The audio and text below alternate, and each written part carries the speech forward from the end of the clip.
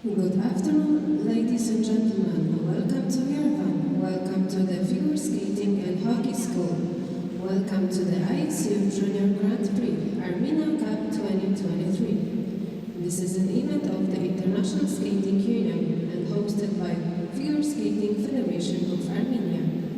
In just a few moments, we will start the Junior Women short program. We remind you that flash photography as well as video recording and filming is forbidden. Gifts and flowers offered to the skaters at the end of their performance must be completely wrapped, and we thank you very much for your cooperation.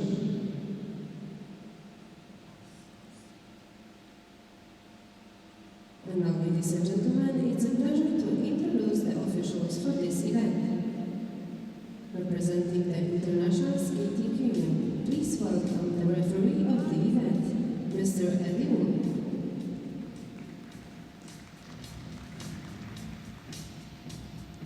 The panel of judges. Judge number 1, Ms. Ernestine Becker, Netherlands. Judge number 2, Mr. Franciszek Baldus, Czech Republic.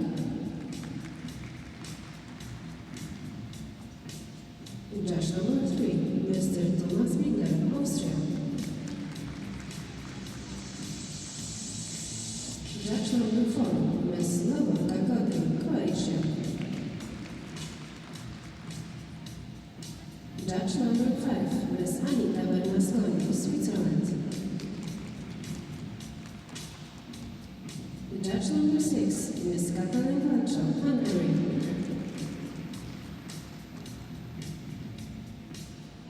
Judge number 7, Mr. Jerry Herbert, Luxembourg. Judge number 8, Mr. Jorge Ormacha, Peru. Judge number 9, Ms. Salome Chigovice, Georgia. Also representing the International Skating Union, please welcome the technical panel. Technical Controller, Ms. Anna Sierocka.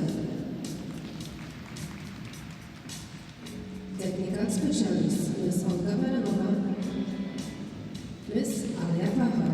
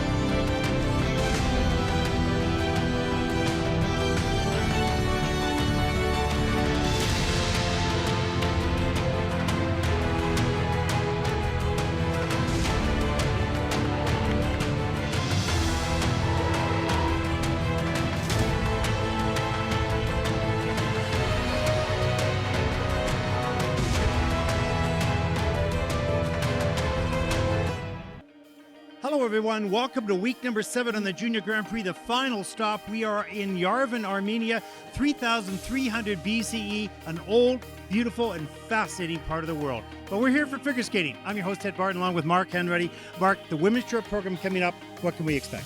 We have 34 women competing, and the heavy favourite has to be the current and reigning junior world champion, Mao Shimada. But interestingly, Ted, she said that she's coming into this event with an eagerness to improve the element quality and the musicality, so it's exciting to think that we might see even better from this talented Japanese skater.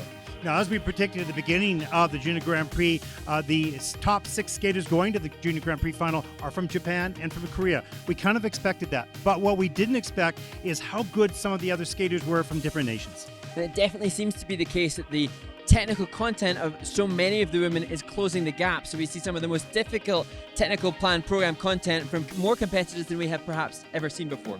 It's pretty incredible. And of course, a lot of these skaters, most of these skaters going for personal best to finish out the Junior Grand Prix season as they move towards the domestic competitions. 34 skaters from 30 nations, and the short program starts right now. Hello, everyone. Welcome to Yerevan. Beautiful, beautiful shot of Mount Ararat. If I got that right, it's a difficult word, that's for sure. As we take a look at the outside of the building, such a beautiful day here. It's an incredible, incredible part of the world. Mark, welcome to the broadcast. It's our final stop in the Junior Grand Prix. Yeah, it seems it's hard to imagine that this is the final stop already on the Junior Grand Prix. And what an exciting few weeks it has been, and I think everybody in the production a little bit sad that it's coming to an end. I think as I look around me in the room, everybody, I think those are tears of joy. Okay, I don't. Not having to listen to our dulcet tones. No, exactly. As we take a look at the officials for this event, the first group on the ice starting to their warm up, of course. We thank all the officials. Now, it was very interesting. I had a discussion this morning at breakfast with some of the officials who went out to the officials' dinner. There's always an officials' dinner at each one of these events. And they said, well, where did you go? I said, well, we're not quite sure. They left in the dark. They went for about an hour out into the land somewhere outside of Yerevan. Oh, wow. And they ended up at a beautiful house or location where they had specialized Armenian food with specialized local liquids, and they had a fantastic time. Oh, very, very interesting. And we thank, of course, the Armenian Federation and all the local people here, the volunteers, for all the great work they have done to host the athletes, the officials, of course, the coaches and us as well, and all the other parties around. Yes, and as we look at this starting lineup for the first group of women in the short program, it seems an absolutely incredible place.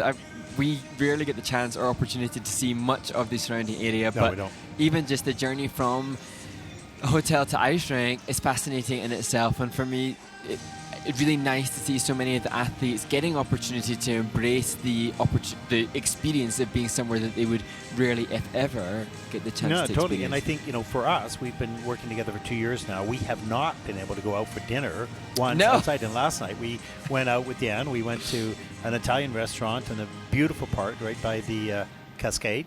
And that was a fantastic evening. Well, it was wonderful. But one in 2 years. So yeah, that does give an insight into the volume of work that we put in. Yeah. But yeah, I think now I would recommend Yerevan for an experience and a destination to come and visit. The world is so much bigger than where we live and move, all of us as people. And to have the opportunity to go to places that you would not normally know to go to. Yeah. And to discover things you didn't even know existed, or you'd have to do a lot of research to find it, and then you wouldn't even really know about it. You need to travel. You need to see the world. You need to meet other people, other cultures, and we're all the same because it's moms, dads, grandmas, grandpas, brothers, sisters, all of that. And it's fascinating. And this is a very, very interesting part of the world, very historic. And, we don't get enough time to get out there, but what we do see is pretty special. Absolutely. And you're talking about the families that are coming and visiting. I remember on my way home from Gdansk last week, American women's competitor Sarah Everard was with her parents, and they said that was their holiday. They'd taken the time off their working schedule to come and to support their daughter, obviously. But in some ways, kind of cool that you might not choose Yerevan or Gdansk or many of the locations on this Junior Grand Prix stop as your primary thought for a holiday, But how cool once you've experienced it. Then you discover something you didn't know. Yeah. And that's pretty cool. So let's talk figure skating here. The women are coming up, and we talked, really Mao Shimada is, the reigning junior world champion, and she is obviously the one to watch here. But having said that, many of these competitors, as we went through the bios and get prepared for the competition, many of these are first time out in the Junior Grand Prix events ever. So that's cool. That's good. They're getting experience, exposure. We'll get exposed to them. And some are the second or maybe third season. And so although they're not shooting for the Grand Prix final, some will be fighting for the podium, obviously, and some for just personal bests as we close out the Junior Grand Prix season. And what happens next for all of these athletes are the domestic competitions, qualifications, if you will, to the national championships, hopefully selection to other internationals. Yeah, and it does seem very much the case in our time while we've been here that there is a different sort of vibe. There are some strong skating nations who have selected skaters from their federation that are maybe here for experience for subsequent seasons. Right.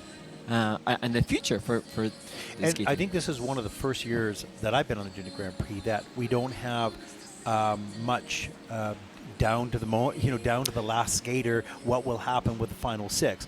Most of that has been decided. Obviously, the pairs have been decided.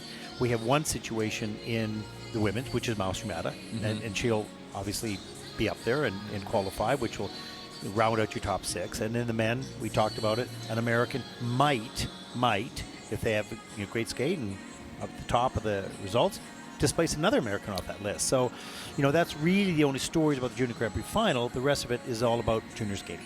And that, as you say, is a rarity, but also it means that we don't have too much maths to do, because I remember in previous season it was all the computations of results from this skater versus that skater and how that affects in, and it doesn't seem to be the case that we have to look at deciding scores. And that's always hard, because you go down a rabbit hole. But what if? Then no, just leave it up to the end result. Take a look at it online. Right? Yep.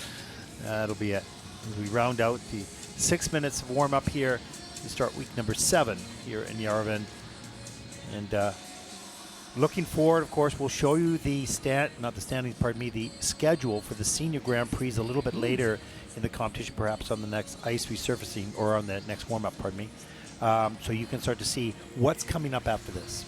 Yeah, and currently, we've referenced some of the other Challenger Series events. It's the Finlandia Trophy that's happening this weekend, and it's always a really strong event too, so skating events taking place around the globe. Yeah, it's kind of like for the seniors, the preseason is starting. Yeah. The Challenger Series, they get out and get their feet wet a little bit, and then they get into the Senior Grand Prix, and that's the serious stuff because they're trying to qualify. So, and there's only 12 competitors in a category. Here, there could be 38, 48, whatever it is, right? It's a doddle. It is. Here we go. Day 1 here in Yerevan, the women's short program. As we see a skater kind of from your area a little bit. Absolutely, and lovely to see her coach, Dane DeLange, just giving her a hug there. That's the coach that she's had for so many years. She opens the Junior Grand Prix here. Our first competitor, 17-year-old Ciara Francesca Turner-Frick from Ireland.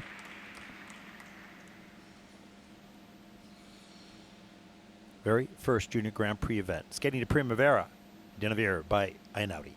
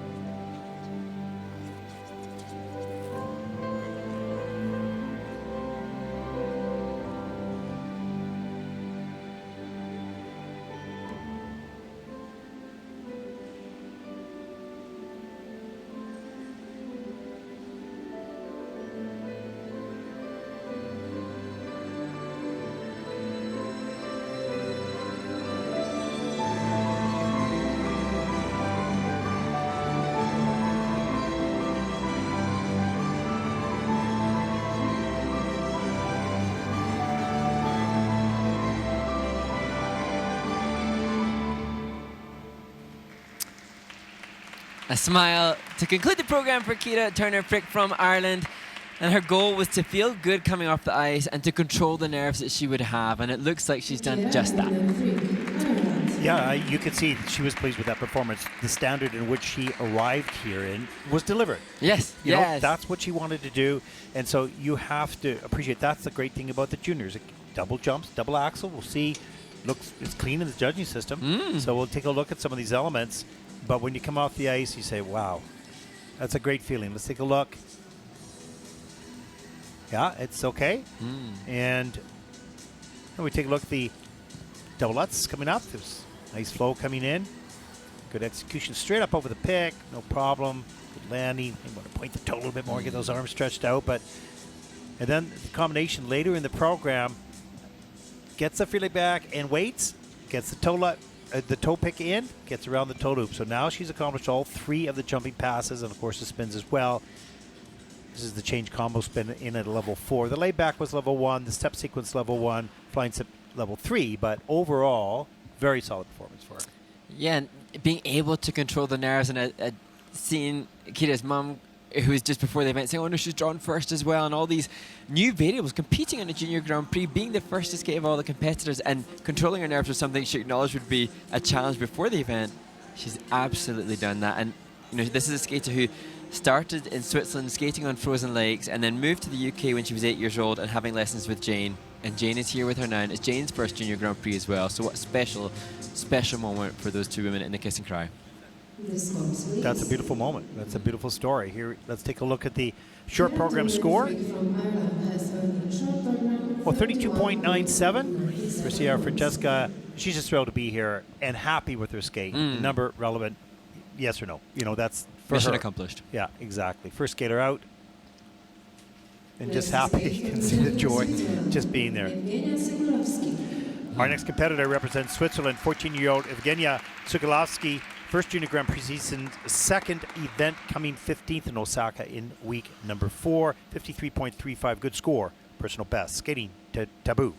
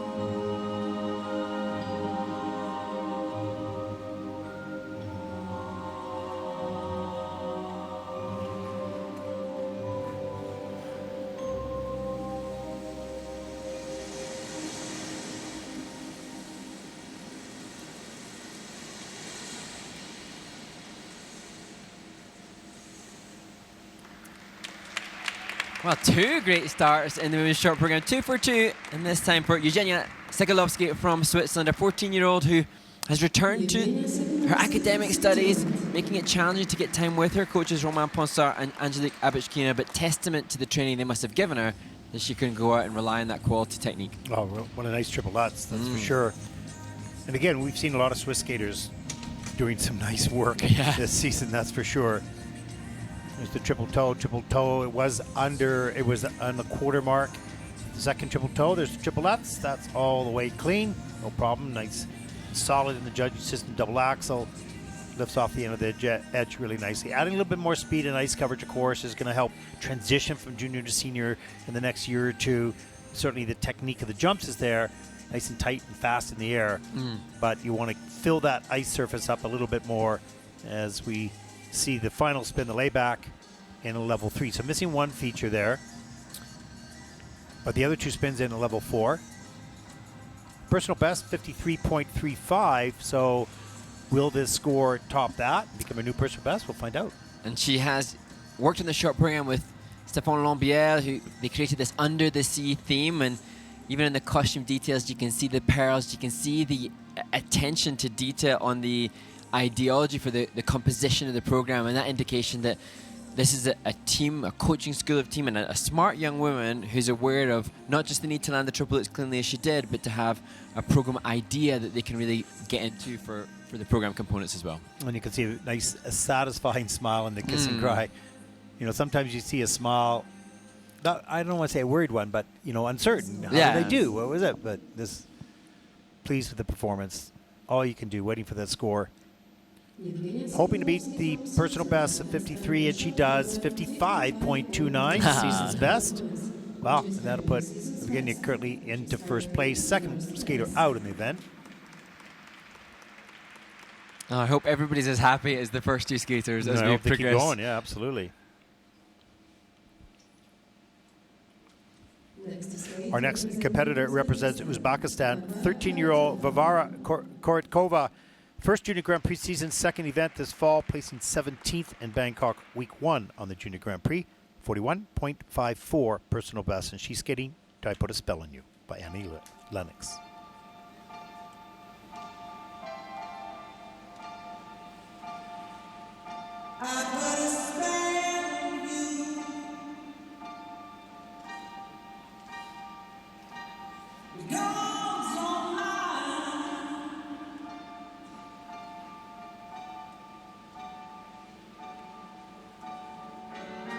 You better stop the things you do.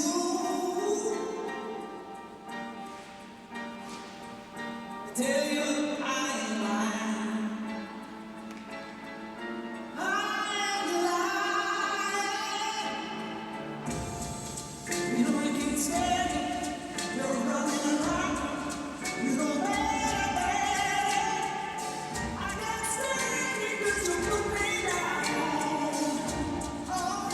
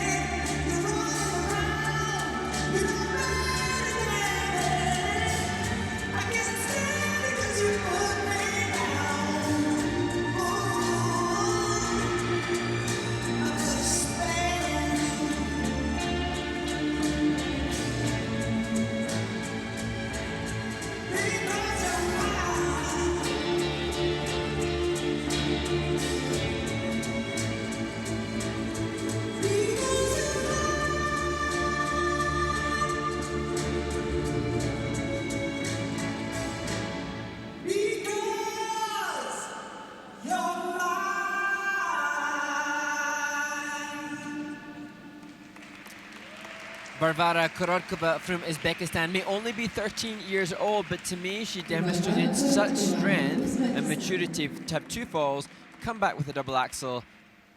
Impressive.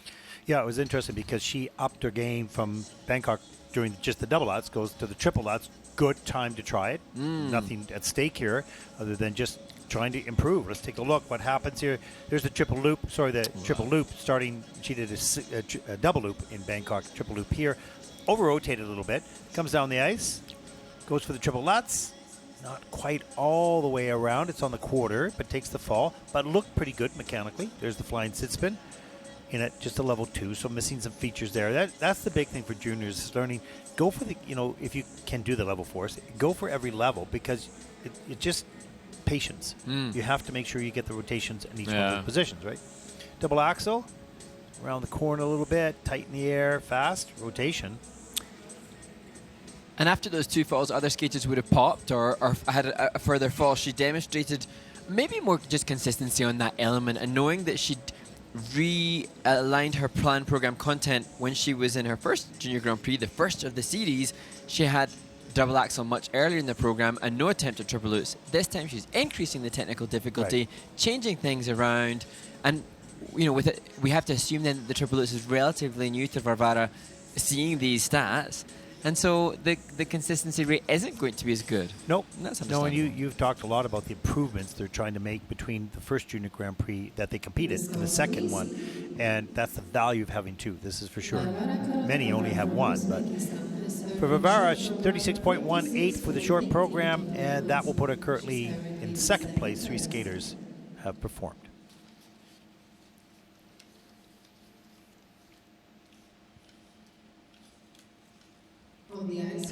Our next competitor represents Slovenia, 17-year-old Julia Lovrenček, second Junior Grand Prix season, first event this season, 47.16, personal best back in the World Championships in Calgary last season. Skate to Esperanza by Rodriguez.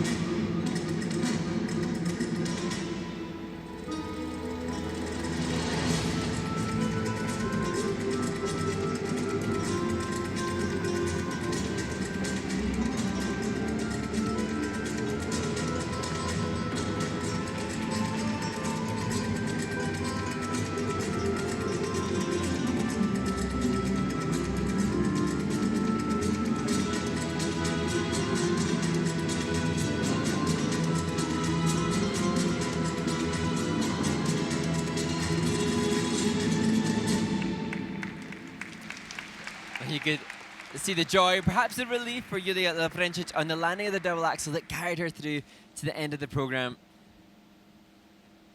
And such Julia Lavrencic. great program. I remember from last year, actually. I think this is the same short program that she used last season, and that created by Anna Capellini and Luca Lanotti, former world ice dance champions. And we'll see off the first element under rotation what happens when you're under rotated and you land on the back of the heel. Going to go real super slow here. This is a nice triple toe loop, no problem, but watch landing back on the heel and it slips forward and there's nothing to protect. You usually land hard on your hip, which she did, but certainly got back up, comes down the ice and didn't back off this triple Lutz. And this would be under rotated in the system for sure. That's correct, but still went and did it. Beautiful flying sit spin. Nice position in the air. Level 4 flying sit spin with a plus GOE. So getting a good score, 3.43 on that one element. Those spins, they all add up. You need them all. And the double axel waits just a little bit around the corner here, but still good flow on the landing. Little twizzle right into the layback. Level 4 at the end of the program. And Julia, at 17 years of age, is competing in seniors as well this season. She competed at the Challenger Series event, the Nebelhorn Trophy in Oberstdorf. So her coaching staff and the federation mindful of the need to make the jump towards the senior ranks, and great that she's getting exposure in both, given the differences that they both offer. Well, we've talked about the skaters that go to seniors and then come back to juniors, or they do both, what the mindset is. Because you're pretty happy and graduated up to senior, and then you go back to juniors. How do you approach that? It's hard. Yeah. Let's take a look at the scores. For Julia, season's best 44.94, and that'll put her currently into second place. She's currently in second place.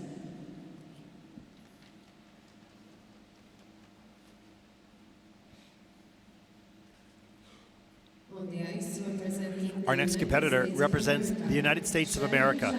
14-year-old Sherry Zhang, second Junior Grand Prix season, second event this fall, placing 5th in Budapest. We watched her yesterday, Mark, in practice. Beautiful skater. Really. Hopefully she can put it all together right now. 59.31, her personal best in the short. She'll skate to The Illusionist by Maxime Rodriguez.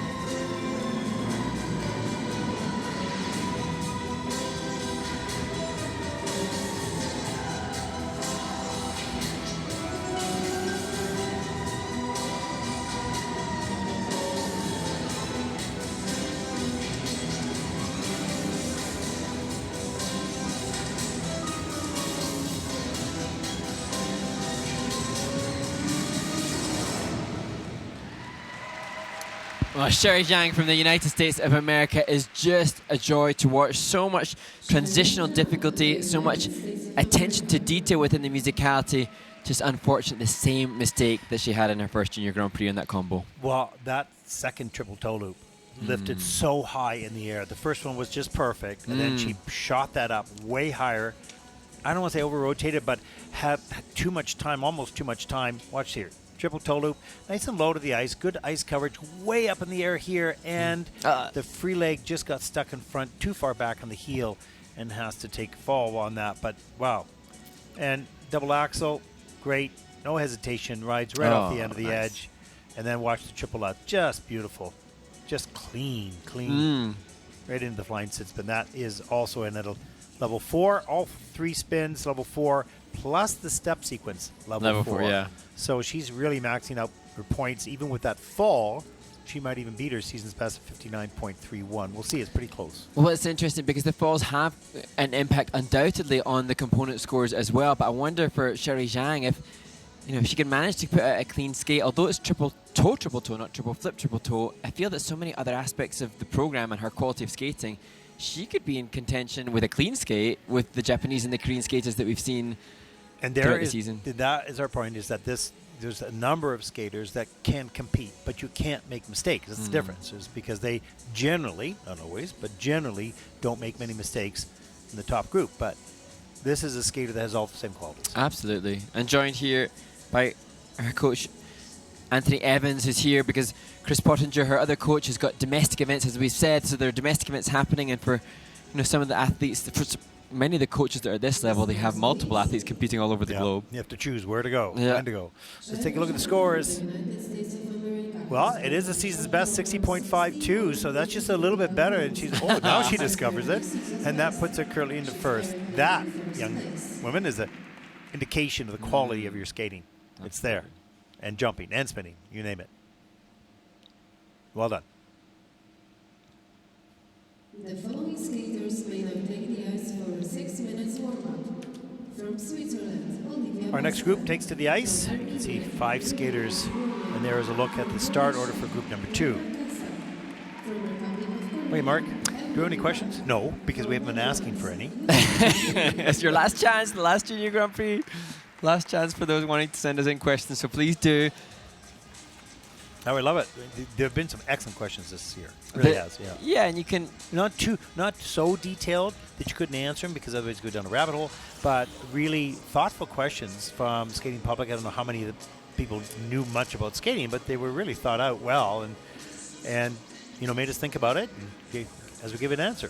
I love that. I love, we've spent our whole life obviously in the sport. I love to be made to think and made to consider, and there's so many, especially, it's like we were talking about parenting this week. There are no absolutes in the right or wrongs, and when working with these young adults or young humans into adulthood, there's no right or wrong. There's no definition of a Bible for what's going to constitute a world record-breaking women's short program score. Yeah. And it's interesting to just see, the different directions that people take and what will transpire to become top runner. Well, that's the interesting thing about our life and our planet, is we're all different. So everybody has a different pathway. Sometimes they may parallel a little bit, but then they will go in their different ways, and you see a nice triple loop there. And especially at this stage of life, because so many things are changing. So people all of a sudden discover, hey, I can do this, and then they make rapid improvement, and then some get, what if I can still do this, right? Yeah. Then they, so the mind and the body, everything's changing. So it is an interesting ride for sure. And interesting also as we come here to Yerevan to see different ice rink, different setup, different culture, entirely different location, and it's interesting to see then what differences the athletes come into these events with. We're all united here in Yerevan, all with the same, 7 elements in their short program, many of them having the same planned program content, but completely different training environments and training situations and coaches to get to it. Yeah, it's interesting, some people have asked, well, bored's the wrong word, but, you cover a lot of skaters, right, all the time, but it's always different. And every time out, like every season, we see a different, same skater, but a different person. you know, or sometimes the same person but a different skater, right? Yes. So it all depends on what's happened in one full year with that person and their growth and maturity and all that kind of stuff. So I always find this is a chapter. Next year will be a new chapter, and the next year will be a new chapter in these people's lives and our ability to watch and enjoy their progress and growth in the sport. And even, obviously, the good fortune of being able to be here and see so many of the coaches, and we've even discussed this week, you know, how the coaches have their different incarnations almost of their coaching experience and their coaching lives, and it's been interesting to see coaches that have had huge success previously, and we've even touched upon how as cultures change, as young people change, how the education that a coach would give, and techniques change. You know, techniques have changed. The jump technique that we saw that would have created a world champion 20 years ago or 30 years ago particularly is not now the jump technique that would necessarily constitute what's necessary to be a world champion now. So interesting to think how the coaches have their own variations as well. Well, it's interesting that the coaches around the world, including all countries, have discovered and tested out, I would suppose, new approaches, right? Because you're trying to do something more with the same age and the same person, right? And so how do you improve that? It's amazing what the coaches have done to adapt and adjust techniques to increase the difficulty. And I don't mean just jumping. I mean also spinning and performance. And of course, we don't talk about it enough, that we've talked about the closing gap between the technical content as we watch Julia van Dijk going for the triple lutz that so many of the women will be doing. But what has undoubtedly improved or become more consistent is the difficulty of spinning positions. If we look, you know, I talked about 30 years ago, so what we're in, so 1993 world champion was Oksana Bayul, I think, in Prague, was that right, I think? 93, yeah, that was in Prague just before the Olympia. Bayul. And so she had an amazing layback, and she had beautiful positions, but the difficulty of what was required of her spins. Actually, Bayul's a bad example because she had really good spins. She had a lovely donut spin position. But say the demands of the spins now are so much higher. Whereas that's better than you picking a person and saying, yeah, their spins were very good. So, the physicality of a spin now is way higher than it was before. It's the beauty of the positions before were just if not better than today. I agree. But the physicality, because of the difficult features in earning more points, et cetera, makes those spins physically really demanding. Yeah. The whole program.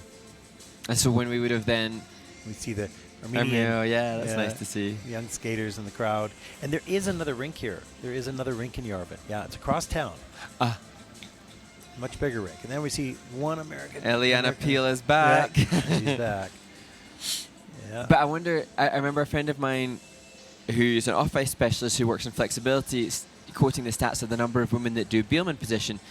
Now, back in the 1993 World Championships, 30 years ago, I don't know the stats for it, but the number of women doing Bielmann then would have been a fraction. Yes, that's true. Of what is done now. That's true. Absolutely.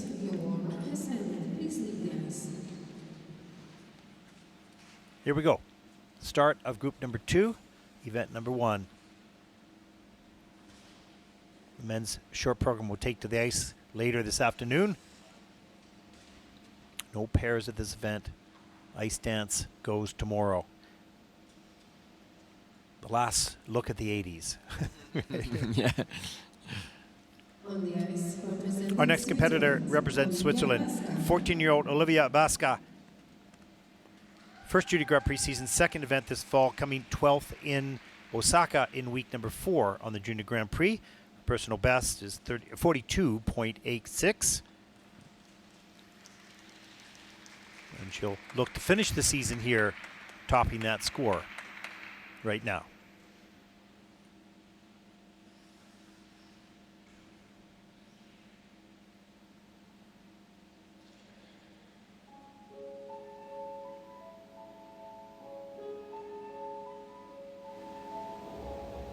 Comme des pierres que l'on jette dans le vide d'un ruisseau et qui laisse derrière elle des milliers de ronds dans l'eau, comme un manège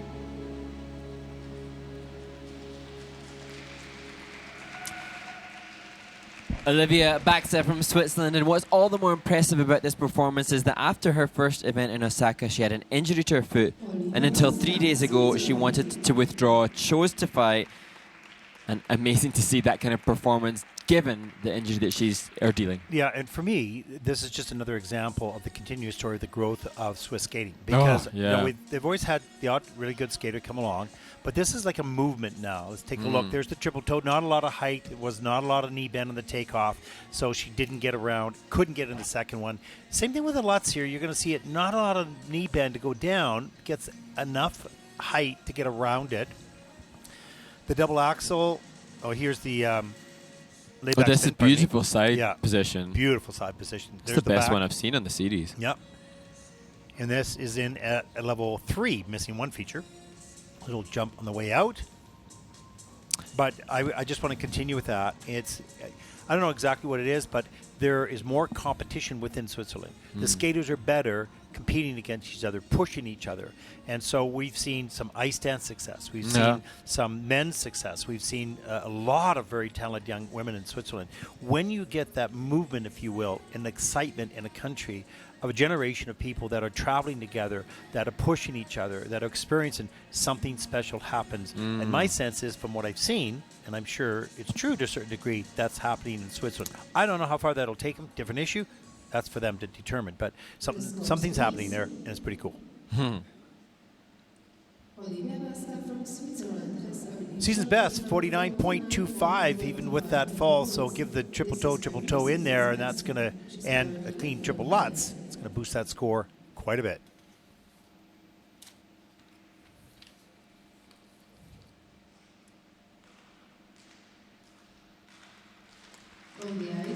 Our next competitor represents Armenia right here. Born in Yerevan, 14-year-old and very first Junior Grand Prix event, Rubina Simonian. She'll skate the tango from Roxanne.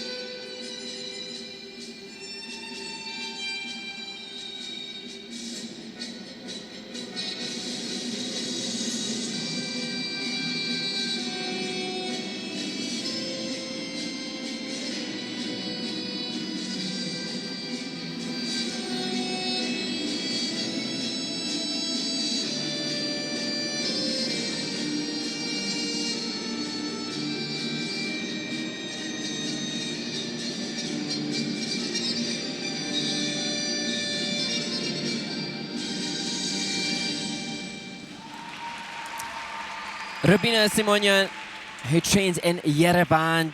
I don't know if it's exactly in this rink, Ted, but certainly trains in this city. And so what an opportunity, and the squeal of delight as she landed that double axel. It was a special moment. Obviously, as the program unfolded, some more challenges became evident for the skater from Yerevan. And here's the double axel.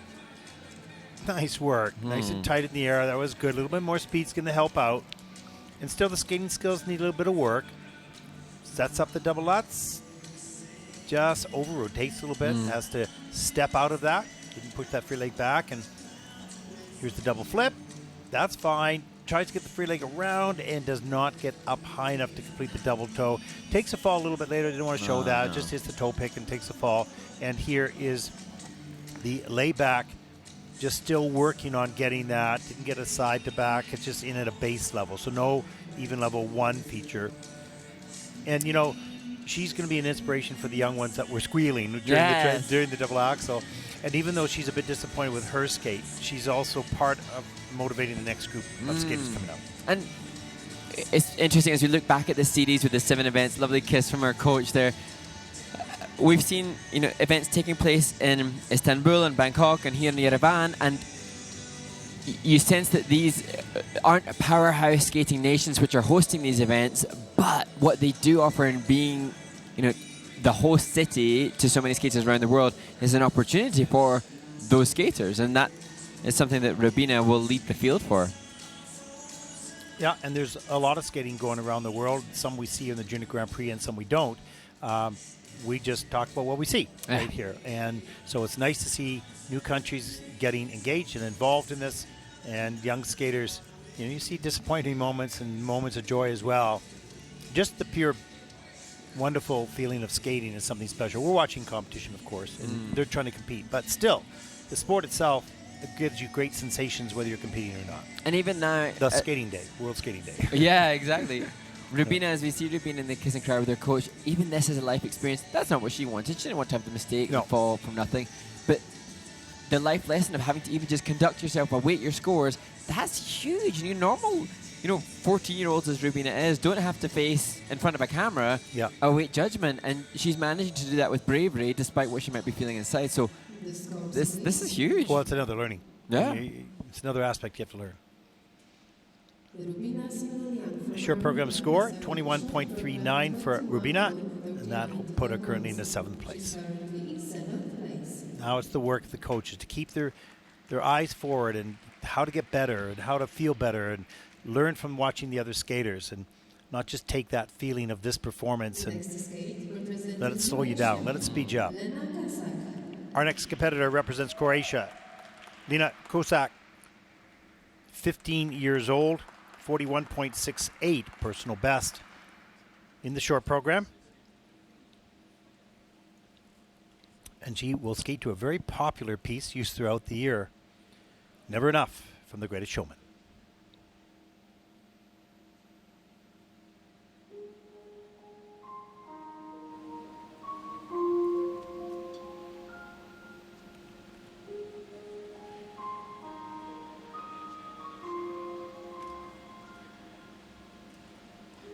I'm trying to hold my breath, let it stay this way, can't let this moment end. I set off a dream, getting louder now, can you hear it echoing? Take my hand, will you share this with me? Starting without you.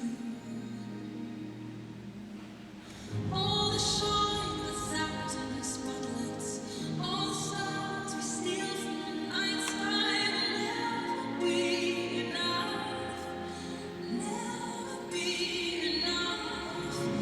Time to still too little.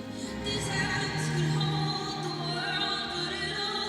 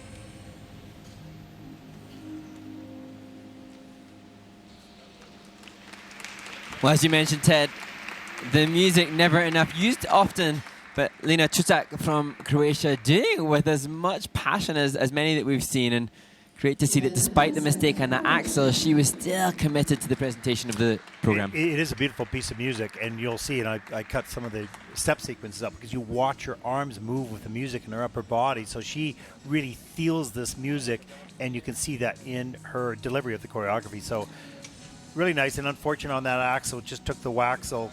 There's a nice triple flip all the way around, and the double toe loop. This skater's much improved, strong. There's the double Lutz, solid. That's going to be a triple, probably already is, and we'll maybe see that in the free. Here, watch this. Right here, watch the left foot slip out right there. Oh. And this pops into what we call a waxel. Horrible feeling. Yeah, but at least she didn't take the fall on it because those are hard falls. And into the camel spin, which is level 4 with flexibility. Keeps it relatively centered right there, fighting for it. Nice back Billman. And look at the up arm movement here, reaching with the head, upper body as well. Lots of movement there, reaching out for space around her, and great job. And this, a young woman who started skating at 3 and then moved to the Netherlands at 11. This is her first season on the Junior Grand Prix, and her goal is to qualify for Junior World Championships for Croatia in 2024. She's got the short program score. She needs the free skate, so that'll be something she eagerly anticipates getting.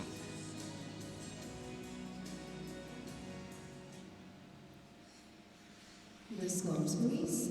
Well, let's take a look at the short program scores. Kazakh from Croatia has earned short program. Season's best, 43.2 out of 4. She turns to the coach.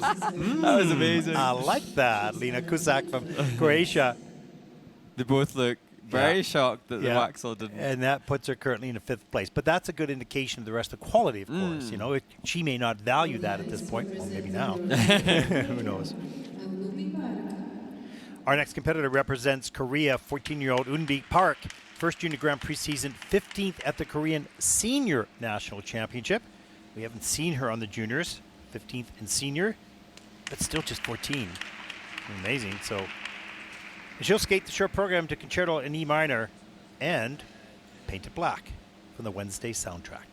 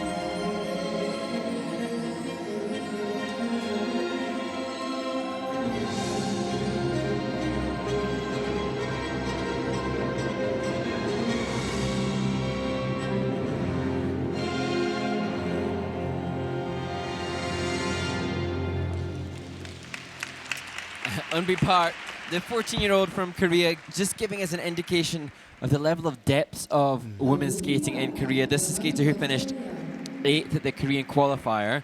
Top 9 were given a Junior Grand Prix, and she is likely to, if not lead the field, come very close to being in the top group.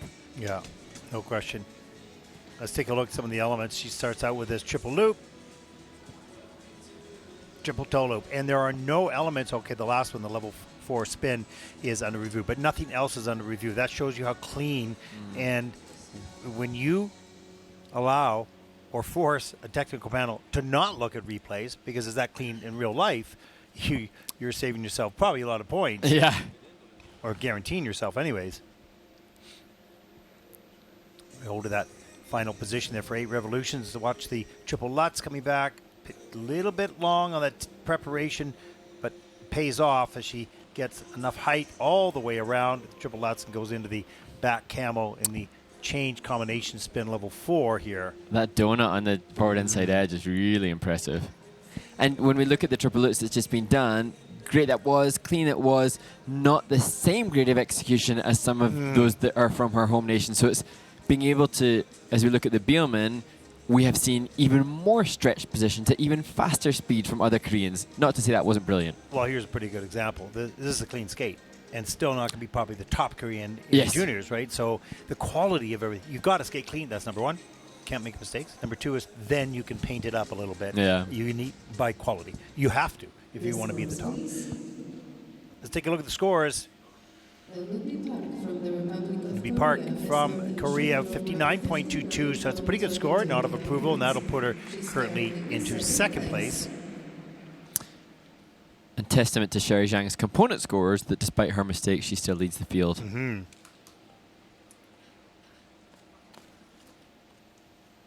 Next to skate, representing Netherlands. Our next competitor represents the Netherlands, 17-year-old Julia van Dijk, 2nd Junior Grand Prix season, 2nd event this year, placing 21st in Osaka in week number 4, 54.61 personal best, 48.21 season's best.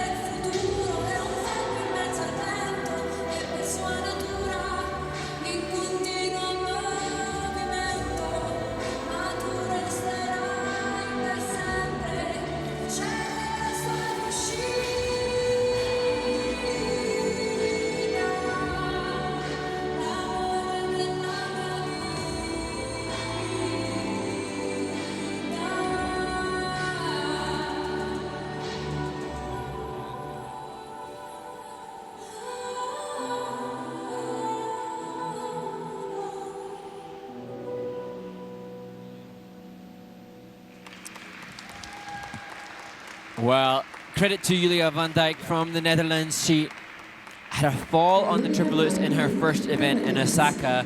Falling on the first triple flip here, she did so well to make sure that the previous mistake from her first Junior Grand Prix didn't plague her brain space and stuck the landing of that triple lutz. Well, as you can see with her jump techniques, a big, strong jumper, no question.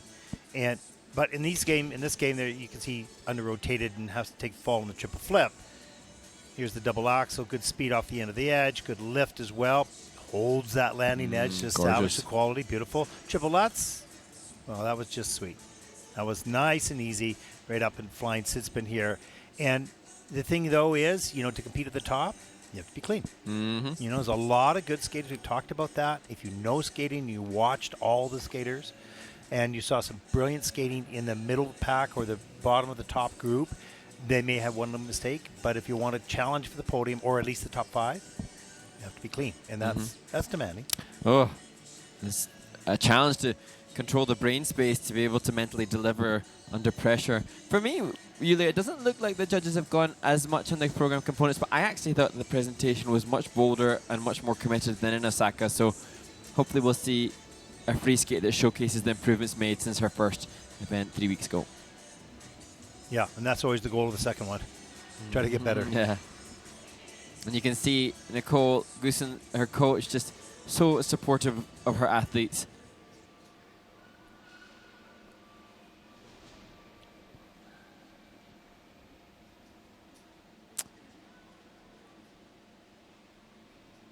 Yeah, that flip just a little rushed. The mind, you talked about the mind games that you play, and it's amongst yourself. You have one. Oh, yeah. No one has one person in their mind. There's always two. There's always a minimum, and some might have 5 or 6. At least. It's a little bit scary. But when there's 2 of them, and you want to go clean, and then somebody's hoping, another one's giving you instructions, then it gets confusing, and then you tend to rush. Let's take a look at the scores. The short program for Julia van Dijk from the Netherlands, 45.26. And that will put her currently into 5th place. Ladies and gentlemen, we will now have a short break for ice resurfacing. We will continue the event at 3:27. Oh, this is our first movie break, Mark, on the ice resurfacing. We take a look at the standings in just a moment. After the first 2 groups, you can see Sherry Zhang from the United States still in 1st place after the mistake, but the quality was really wonderful. And there is a look at the rest of the field. So up next, during the ice resurfacing, we're going to take a look at what? We had a chance to look at the winner's interview from Gdansk last week with Rina Yuzono from Japan. And then a chance to see the backstage fun and games also from Gdansk before the interview from Jia Shin in Korea when she won the first of 2 titles on the Junior Grand Prix Series. And then the chance to look at the world's promo of what will take place in Montreal next March. You're watching live coverage of day 1 here, week number 7 on the Junior Grand Prix from Yerevan, Armenia. We'll be back right after this.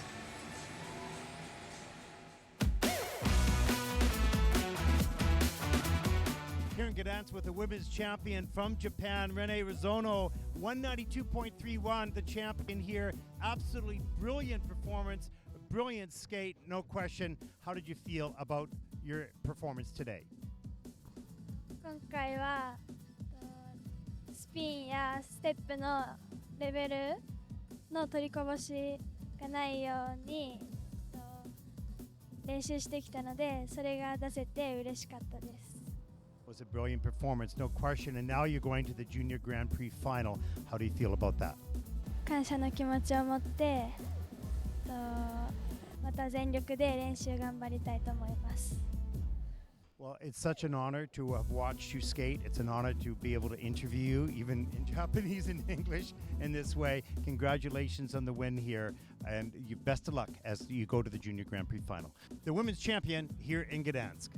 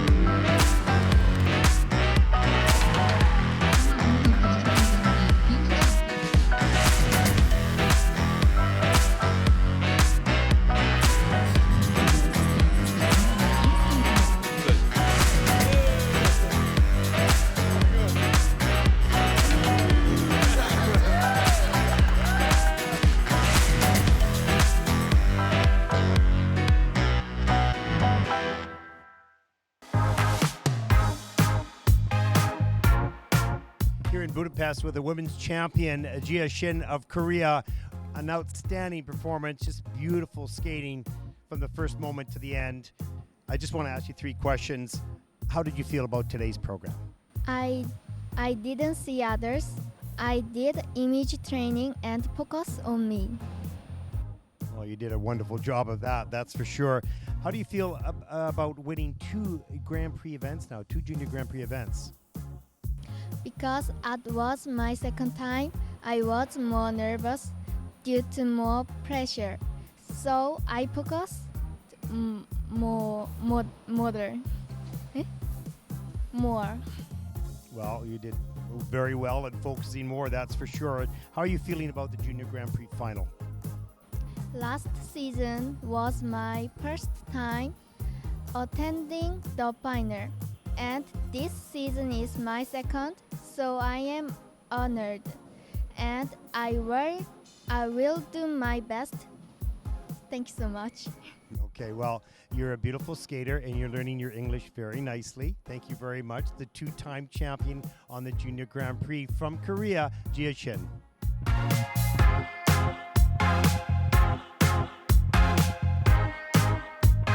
Hi, my name is Nicole Schott and I'm from Germany. Here we are for the gala, making ready with hair and makeup, so let's see how it's gonna look like.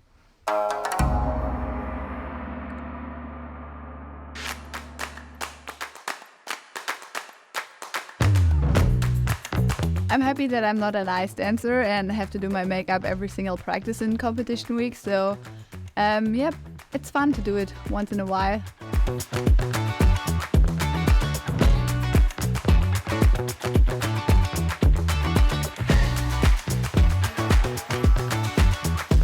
Like, I want to have it kind of a natural colors. I don't like wings, so I don't want to have a wing or so.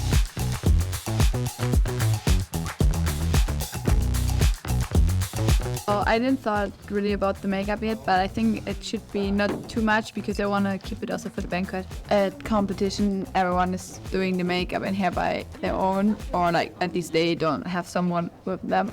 I think it's for every girl also part of the routine, and now it's really something special to get like the makeup and hair done. It makes the life much easier.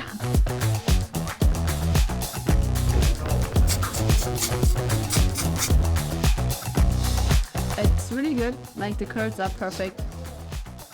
Yeah, I think this is for the eyebrows, this is for sure for the lips, so with highlighters.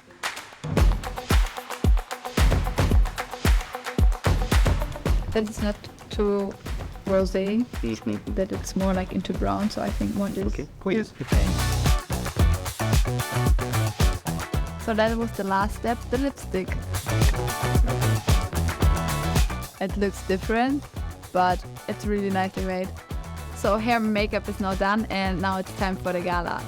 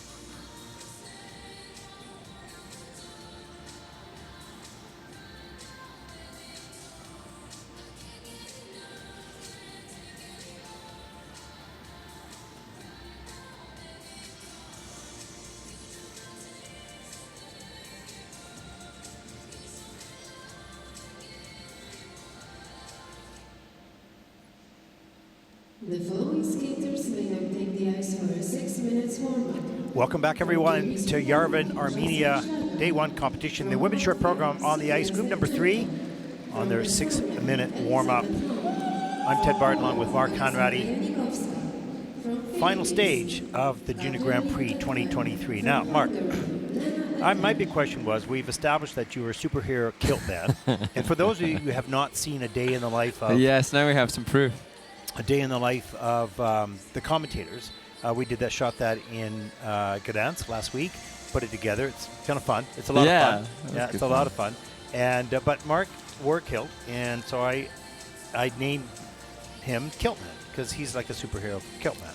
But I didn't have a name. It's like Batman and Robin. So what's my name? I'm the older guy. I should really be Kiltman, but I don't have a kilt, so I'm not Kiltman. But I need a handle. And what it is? Well, I think ski and do. Ski and do. And ski and do is a saber, like the sharp knife, Well, right? single-edged knife, which is worn as part of Highland wear. Although, I think we can't get too assigned to. I think you maybe need to be more like the saber, like you're saying. So maybe I need to find out some Scottish Highland wear that is a little... I feel like you are the Batman and I'm the Robin. No, but that doesn't work. You've already established wearing the kilt. I mean, So- I can't beat that, Yeah. right? There's But no if way. we go down that Highland route, then I maybe need to think of something Celtic that is superior to Kiltman. I Yeah, think you need to be But elevated. I'm sorry. Ski and do is a knife. You- I think it's pretty good. What are you going to give me, a pair of socks or something? Like your knee socks that you have? No. I'm going with ski and do. Okay. Anyways, Kiltman and ski and do.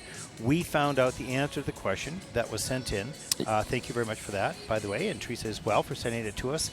And the question was, how do you notice that one federation had 2 skaters, I think 2 from Ireland, in fact, right? But other nations have many more skaters during the Junior Grand Prix. Mark.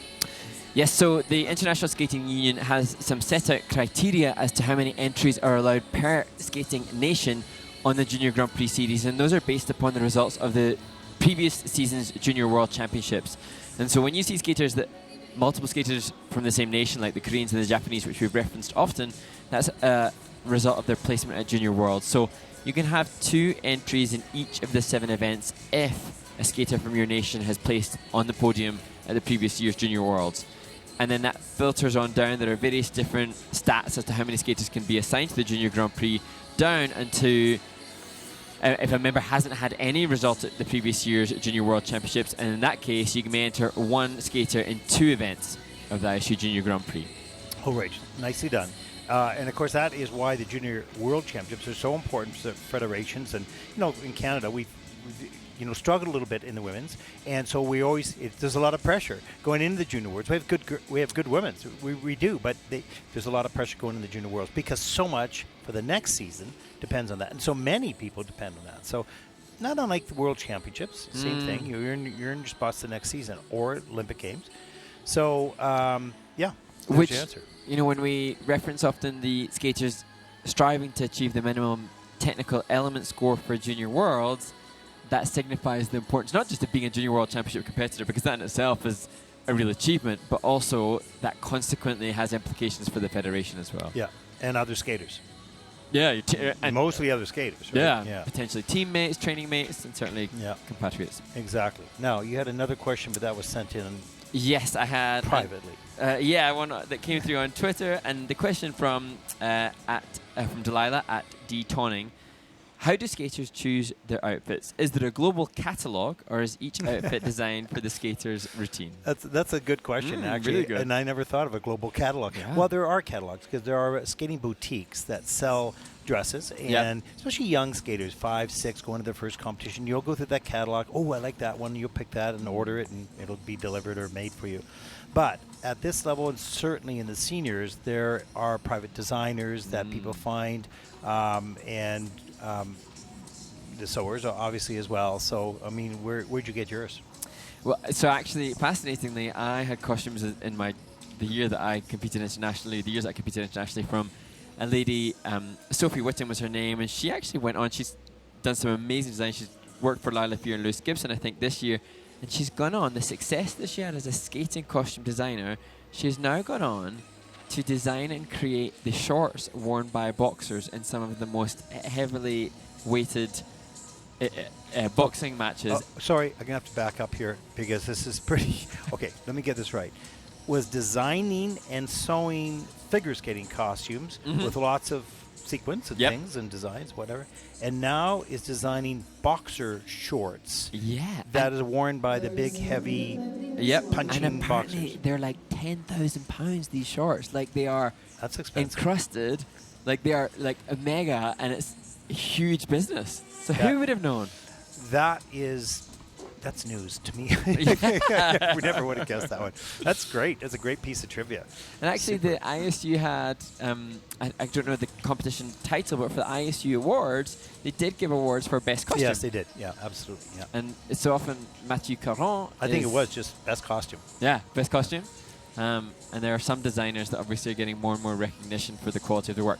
What is important to stress to Delilah on Twitter, or on X as I should call it, is that all of the costumes, if not all, certainly the vast majority, are adorned with Swarovski crystals, and the crystals themselves, which you can see glittering on camera now, are very expensive, and each of these costumes, small though they may be, are really quite expensive. Yeah, exactly.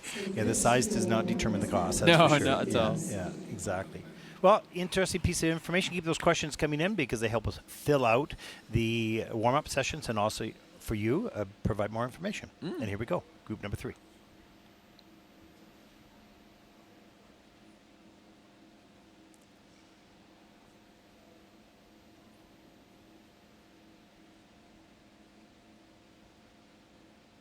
Next skate representing Kyrgyz Republic. Jasmine Our next competitor represents Kyrgyzstan, 14-year-old Jasmine Shilaga. Second Junior Grand Prix season, and second event this fall, coming 17th in Istanbul. 43.64 personal best. We'll skate the short program to Dark Magic, and I Invoke Cursed Winds.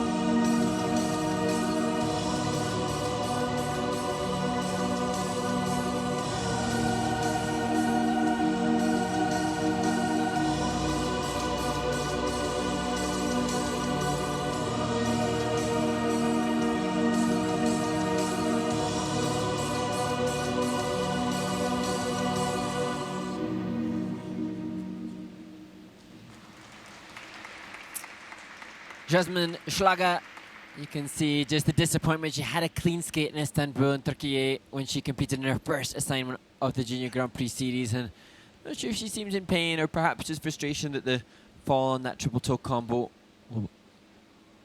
Yeah, just a little too far back on the blade and couldn't get the free leg back to get into the second jump. Very sort of an ominous piece of music. Yeah, isn't right? it eerie? Yeah, and it seems like it might come from that series Wednesday, but I'm not sure. It doesn't state that in the music description. Let's take a look. There's the double axel to start the program. That was nice. Into little step, side step. Here's the triple toe loop. That looked pretty good in the air, and then on the landing too far back. Free leg got stuck. Double Lutz was nice. Nice extension with the arms and the free leg as well. Right into a spread eagle. That's nice too. And then look at that camel spin. Just beautiful. So well centered. The forward outside edge. Look at the leg. Free leg is higher than the hip. And that is, I want to say unusual, but it's not every skater can do that. That's for sure. And there's layback at the end of the program. That's just in a level 3. So not just, but missing one feature. Beautiful Bielman right at the end. And in terms of, there'd been an understandable frustration to have had them miss on the combo, but looking from event to event, it was a layback level 2 in Istanbul, coming in at level 3 here, so should be able to cling on to some of those positives, and hopefully there'll be an enhancement in the component scores, although based on what I've seen in comparison to other events, it does seem that perhaps this panel is a little lower scoring than some we've seen when we base event to event. As long as they're consistent in the event, that's fine. This is a very nice skip. Beautiful spinner. Has some nice moves in the program. Needs that combination, no question. And the mechanics of the jumping is good. Just working on increasing the difficulty. 36.06, that is 9th place. Jasmine Schlager from Kyrgyzstan.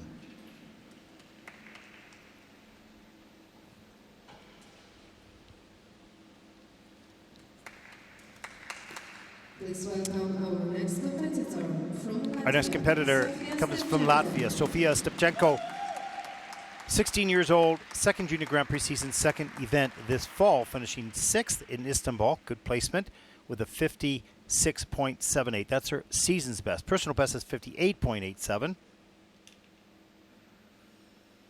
And she'll skate the short program to All Eyes on Me.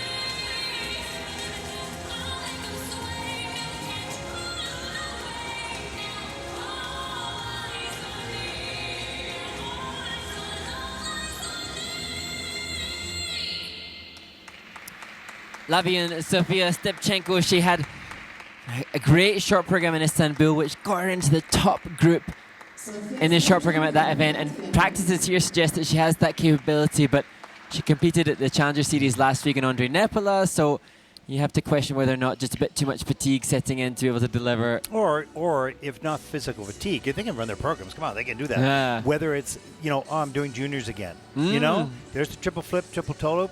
That is absolutely beautiful. That's a senior quality. Really, really nice. But here, we're going to see, these are some of the steps. I wanted to show, watch the small detail with the hands around the head and back, across the eyes.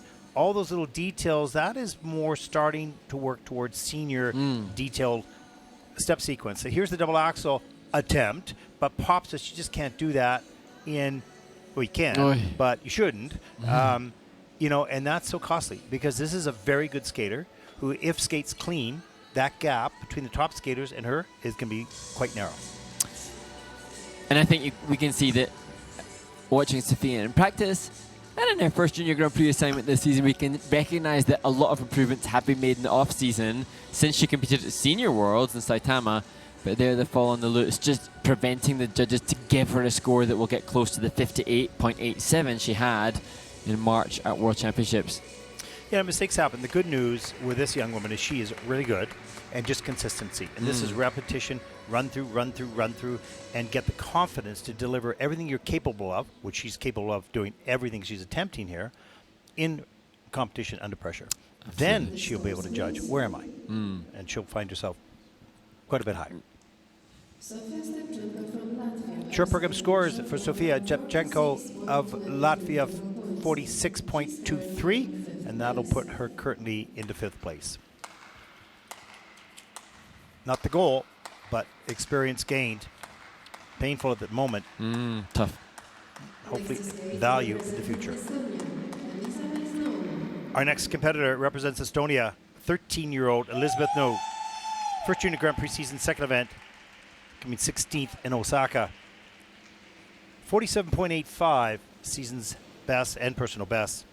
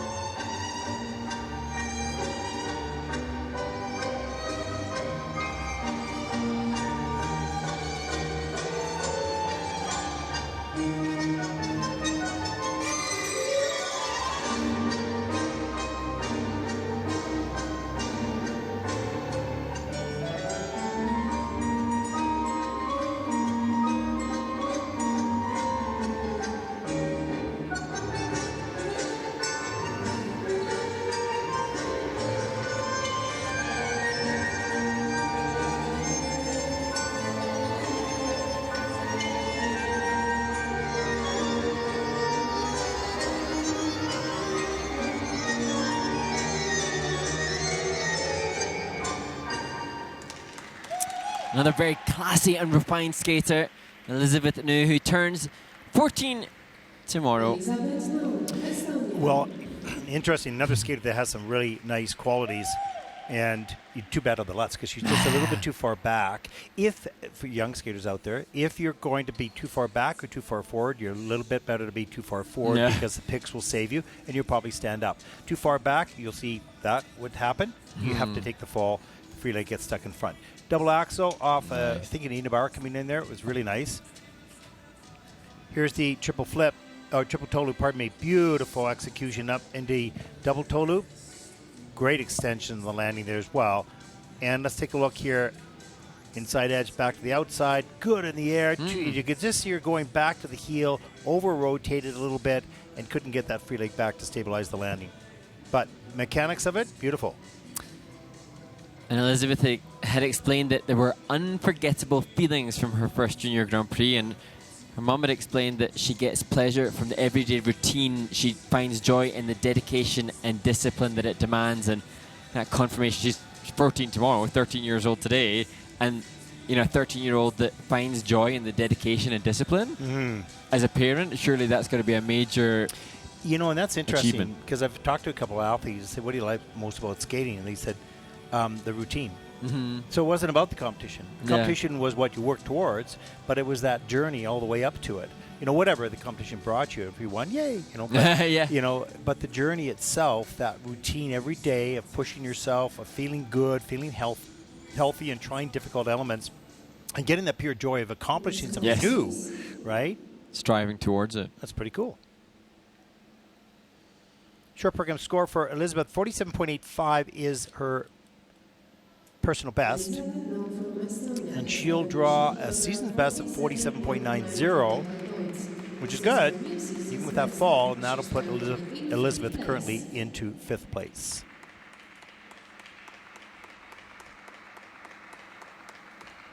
Nice job. Some nice skills. Quality. From Poland, Aleksandra Janikowska, 14 years old, 17th last week in Gdansk, 41.48 personal best.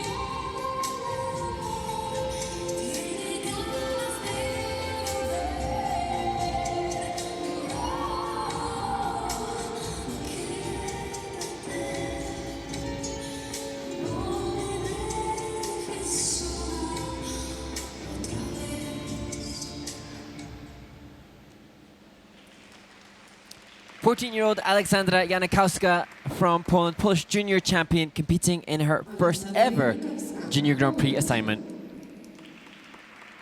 Yeah, and having that experience from, well, she was last week in the Junior Grand Prix, so this is her first season. My mistake. This is where I made a faux pas by intel. No, so that's sorry. okay. That's okay. Sorry about that, because I had said this is her second one. I thought, okay, we're giving mixed Intel man's information. got it all wrong. This back inside edge is a really long back inside edge. It's very unusual, but she's setting herself up for a quick flip to the back outside edge. Unfortunately, she's too much on the lean on that landing. Couldn't pull the free leg back to stabilize the landing. Here's the double axel. Lifts really nicely, but a little bit outside the circle and has to do a 3-turn. Good thing she kept the free leg off the ice. Flying sit at the end of the program. This is in at a level 2, so missing 2 of the features. Good fly. Difficult variation here. This has been reviewed, actually. We'll wait and see what comes in here. Went in originally as a level 2. They're still working on it. Sounds like they're trying to polish it up or whatever. But they're wanting to check the detail of this to ensure that all the features that she tried to get there, if she got them, that she was awarded them. No, it comes in a level 2, so missing 2 of the 4 features. For Alexandra, she will be, I'm sure, disappointed with the fall in the triple lutz, but hopefully from this event being here and obviously being in Gdansk last week, she'll have been able to see what is happening in regards to the skating skills, the stylistic approach that those that were at the top of the rankings had in Gdansk, and hopefully now, a busy 2 weeks, not able to make huge strides forwards week on week, but these 2 experiences will enhance her training and devotion to perhaps to stay a little bit more in the skating skills, a little bit more in the presentation, the composition, in addition to that lutz that went awry. The short program scores for Alexandra, 40.35. That is 10th with the short in the short program at the moment.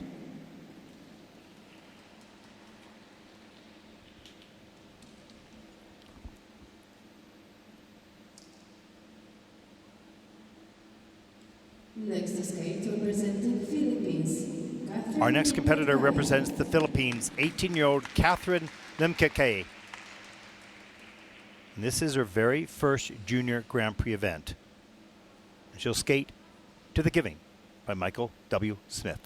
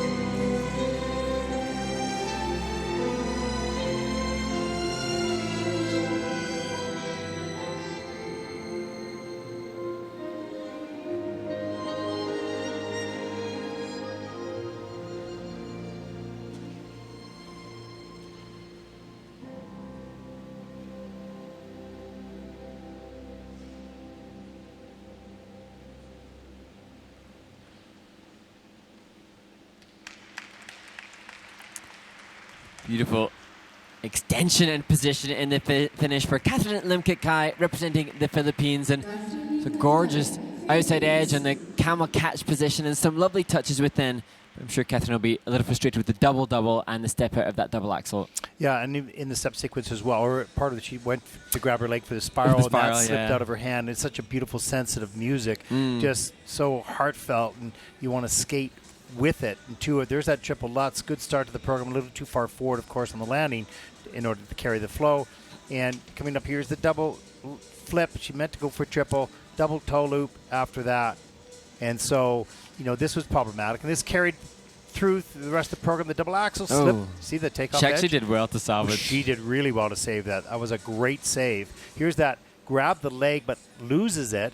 Loses the spiral a little bit as well. So the quality of all this started to go down a little bit as she enters her last two elements, both spins, of course. Level 3 change combo spin and a level 4 flying sit spin. And so you sense that it was perhaps a little fight. Even the landing the triple loops was a huge big jump to start, really impressive jump, and then just a little tight in the landing. And that isn't something that any of us can judge. You've got to understand, first Junior Grand Prix, eager to showcase your hard work well, but that can encourage you to just tighten up and therefore unable to deliver quite as comfortably. And we do talk about clean programs because that's part of the sport part. I mean, if you want to be okay, but having said that, the pursuit of a clean program can be half lifetime or lifetime. I was going to say elusive. It sounds so simple because there's just words. There's just words come out of our mouth. Hey, come on, it's a clean program. Are you kidding me? I never did it. Yeah, I don't know. I think I did maybe 2 in my whole life. Right? It is very difficult. So, good effort. You see a lot of these kids. We've commented some wonderful skills, but a challenge to get it out clean early in the season, though, Mark. Yeah, absolutely. And so Catherine will be looking towards getting that coveted 25 points for the minimum technical element score in their short program as the season progresses, coming at 21 here. Well, 39.74 for Catherine, and that'll put her currently into 11th place in the short program so far.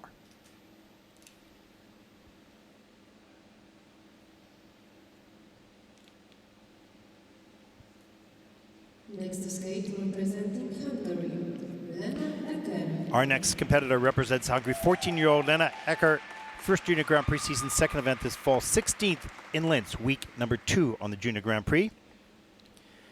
43.45 personal best, and hopes to improve that score, up that number right now, skating to perhaps, and Sway by the Pussycat Dolls.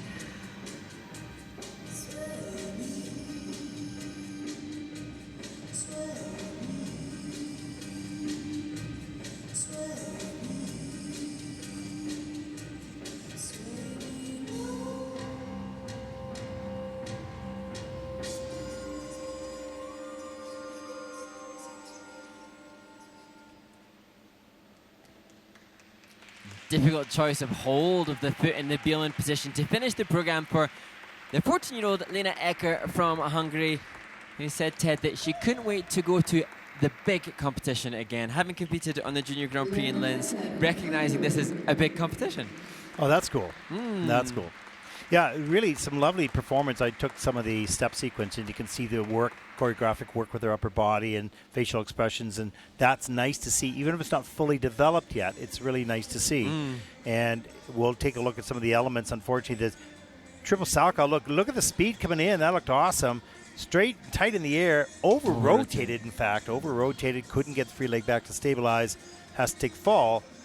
But watch this triple Lutz. This is nice. Skates back up over the pick, nice and straight in the air. Under-rotated. They put it in as a quarter. Okay, it's on the quarter. So that's good. And then the double axel, arms and free leg, lifting her up into the air. A little leg kick, a little head bob there. And watch some of the step sequence here, Mark. Yeah, I remember when we saw Lena competing in Linz in Austria and just thinking this is a quality skater, and she has really nice body alignment, doesn't hit a bad position in her movement pattern, and picking a piece of music that's not necessarily the easiest to present to, and she showcased that throughout here. Well, it's interesting because one could say it is easy to present to because there's lots of rhythm to it, Yeah, well, and it's that's true. sassy, Yeah. but you're juniors, and you're trying to get all the elements. Yeah. Therefore, at that point, it's still hard, And especially if you've made that mistake on the combo, it's easy to then go and true enough. True enough. Short program score for Lena Ecker from Hungary, 41.46. That is 10th in the short program so far in the competition.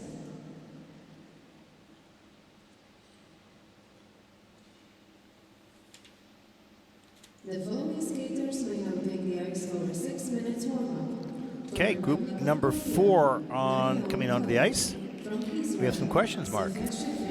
Yes, we do indeed. The first one, oh gosh, we've got quite a few coming in. They've got a couple of warm-ups. We better ask to extend the warm-up. I wonder if the skaters would like that or not. No, I don't think so. I'd rather get it done. So from at Christina Alliage, why in football we have a national team for England and Scotland, but in figure skating only Great Britain? Well, I haven't had... Okay, this is your question. This is definitely something that I should know. But having not had the chance to just check exactly the criteria online, certainly I know that in football, they may have national teams for Wales, England and Scotland, but they don't then have a British team at Olympic Games. I imagine in regards to figure skating, because the International Skating Union is a member of the International Olympic Committee and they'll be conscious of that, that's why we don't have individual national representation from Scots, English, and so we're more unified. Okay, so let me ask a question. So Ireland is an ISU member. Ireland is an ISU member. Northern Ireland is part of Great Britain, and so we do have. Oh, we've right. had Neil Wilson. Yep. Was the British champion, but he came from Northern Ireland. But what about Scotland? It's not a member of the ISU, is it? No, John It's a member. Yeah, it's a member of the National Ice Skating Association of the UK. So John and Sinead Kerr, who were European medalists, were Scottish, as am I, but we skated for Great Britain at Worlds. Great. So basically, you guys in the United Kingdom are confusing to the rest of the world. Absolutely. 100% affirmative to that. No, I get it. So some are independent members of the ISU and others are members of the UK. And that's a whole can of worms that people in Scotland want referendums for and their own independence, but we're not going to go on that political journey. So you might just lose the kilt man superhero and be MP. MP Mark Hanratty.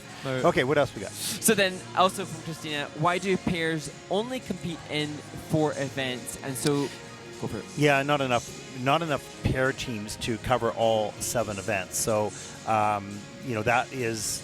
The ISU has been working on that and having ISU pair seminars and trying to increase the numbers. So if there was the same numbers, I mean, look, in women we have sometimes 45 or 38. In men we have 28, 35. Dance we have 19, 20. But in pairs the numbers are still smaller. I'm sure if that community grew a lot, they would be involved in more. Of your years on the Junior Grand Prix, I can't recollect. Has it always been the case that there have been fewer events for the pairs category? Or is that since I've been involved, okay. But I could have been before, I don't know. And then next question, which motivation do skaters have who were never on a podium to continue their careers. You know what? And I don't know if that's a question from a skater or not, but if you're a non-skater who's asked that question, it's the sensation you have to skate. People, this is a really tough sport. You fall a lot, you hurt a lot, you rarely get to skate absolutely clean. There's a lot of tough times, but the sensation of landing something that is on ice with, as you put, knives on your boots, to land something to fly, and it is so high, such a high, that you continue to pursue that. And then with music too, if you're musical and get to do that as well, it's like, oh man, I get to be like a high jumper and a ballet dancer, and I get to be like a sprinter, and you know, like you get to do all those different things. So I think it's the high of skating because it's brilliant. Unless you've done, it's absolutely brilliant. And the challenge. And those people, we met a young man from Mexico. You remember that? Yeah, on the bus. amazing. This man is a genius. Genius. He's a genius. He's one of those people that were finishing university at the age of 12, that type of thing. So we asked him, because he was way above us. You know what I mean? His academic IQ. What's he talking about? I don't know. But the point is, we asked him what fascinated about skating, and he said it's just so hard to do. That it's a challenge. Yeah. You know, other things in life for him were not hard to do in school. They were for a lot of us, right? But this was such a challenge. So, anyways, I don't know if that answers your question, but the love of skating and the sensations keeps you going. And when I look at the skaters' social media just to get an insight into who they are, we often will see a skater come off the ice, and understandably they're upset and despondent. Sometimes we see tears in the kiss and cry. We see crying in the kiss and cry. But yet it's such a consistency for me to see on their social media that skating is how they define themselves, or that they've relished the chance to represent their nation, or even if it's a skater who's gone out and had a bad day, so grateful for the experience and the opportunity. And that's really hard to have that self-awareness at such a tender age. But then when I see parents, like today, this morning at breakfast, talking to the parent of a skater who is acknowledging to me how expensive it is, the impact it has in their life, and yet seeing their child chasing a dream or pushing themselves, or even for the parents' hearts full of pride, that's priceless. It's something that's very hard to I define. think when you see your child perform to music, perhaps emotionally, and all the physicality of the sport, you just have pride in your heart. So how do you not help that, right? Yeah. So unless you're a skater, it's very difficult to explain the sport. And I don't mean from a rules perspective. Yeah, that's hard. That's too. true. But from a passionate perspective, it is beautiful, and it's harsh, and it's challenging, and it's delightful. Every emotional word that you want to find, it is part of. Yeah. And so if you're a being that loves those feelings and the challenge, this is the sport for you. If you don't like to have any failure in the life, stay away from the rink. Yeah. Because there's lots in learning. They're the Israeli ice dancers. The ice dancers, as you said, Ted, will start their campaign tomorrow. And Elizabeth Kachenko, who was on the screen, she possible favourite for the title here. Skaters warm up has ended. Oh, we've got still 3 more questions. Only 3? Okay. The problem is we babble on one. Yeah, we don't take 6 minutes. We for don't one. cut to the chase and get right to the answer. Now we got to go on and on. Somebody needs to have a button here. It goes Timer over. Okay, here we go. This young skater, it's interesting because the Korean skaters have not, the ones that we will see here, have not been on another Junior Grand Prix. They're somewhat new. There is you'll talk about this after this, how they qualify to this competition here in Yerevan. But let's get introduced to our next competitor from the Republic of Korea, 14-year-old Nayeon Ko, first Junior Grand Prix event, coached by Bitna Park. So there is no personal best score. She'll earn that right now. 17th in senior in Korea. And here she is in her first junior competition, skating to Fire Within by Jennifer Thomas.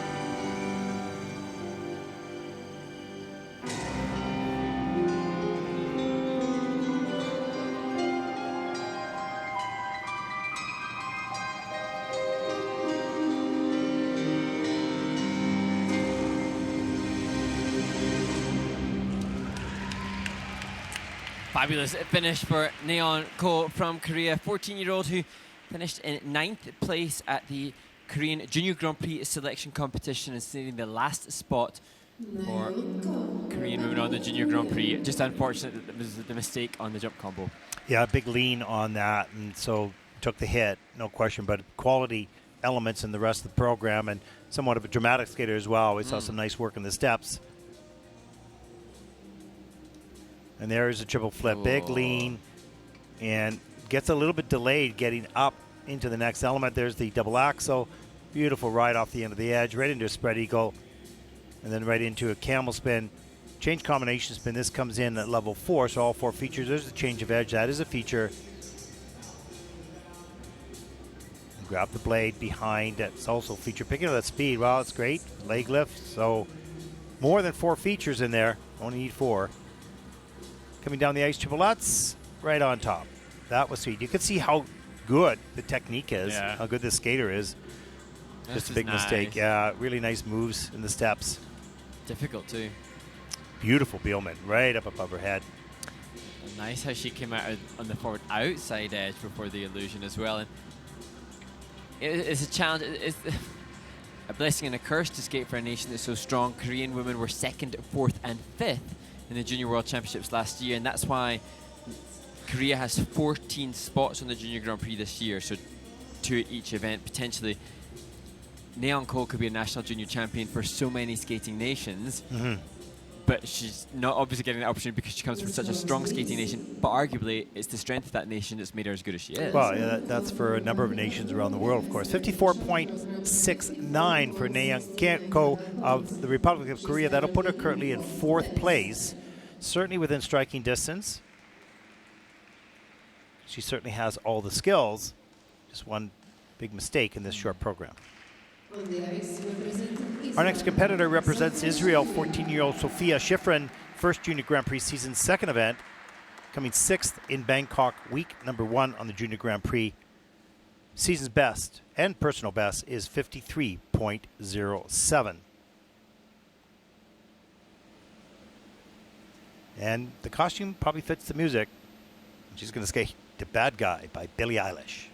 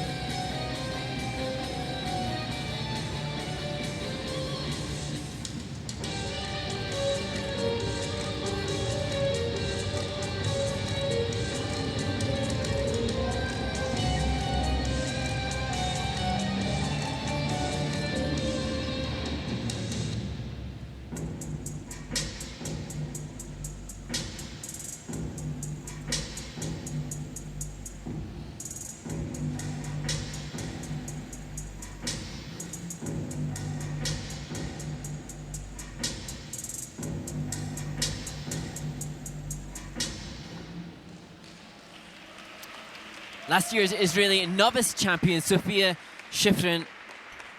She chose the music herself, Ted, and chose the costume herself. I love it. I love it. You know, I think one of the things is very nice is to see such a variety of performance. We saw, generally speaking, in men's skating, a little wider variety. Women, you know, traditionally, I'm not talking now, but traditionally in the past, right? Yeah. But I love the fact that we're seeing different personalities come up. And a lot of this is a reflection of what's happening in society and on television and movies, et cetera, et cetera. But love it. Being brought to the ice. Great work. There's the triple Lutz. And this is clean in the system. That's good. That's awesome. There's the triple flip. Get that free leg behind in time to get up into the double toe loop. Nicely done. And you know, when we were asked the question as we look at the change of edge within the combination spin about what is the motivation for a skater who hasn't medaled before. Now, you could argue with Sophia, she was 6th in Bangkok, so she's within touching distance of medals, as we see the spike position in the Bielmann. But this is a skater who's got to choose her own music. She's got the heavy eyeliner, the different costume. She's got an expression of self, and how wonderful to have an output in a competitive arena that is an expression of self for 14 years. You know, that's absolutely true. It's interesting because young people are always looking, you know, some people like to sort of melt into the crowd, and some people want to stand out. This sport allows you to stand out. Pick your costume, pick your music, pick your attitude. And then you got the athletic part as well. So another aspect to why you're involved in this sport. And you know how wonderful that it gives you that she's athletic, she's got the triple lutz clean, she's got flexibility, she's got a whole range. And our sport offers artistic layering on top that's right through to the costume. And you kind of sense she's a strong, confident character to go for a costume like that. That's not a costume that's, you know, necessarily safe or judge-friendly. It's a costume that says, oh, I like this, and I'm going to go with it. She has a unique personality, and she has a statement to make, and she did. Let's take a look at the scores for the short program here. 49.61. That'll put Sophia Schifrin from Israel currently into 5th place.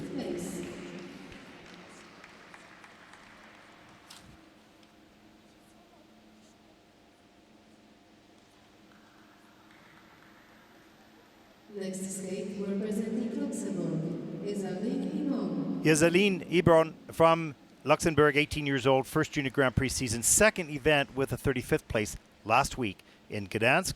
Personal best of 30.91.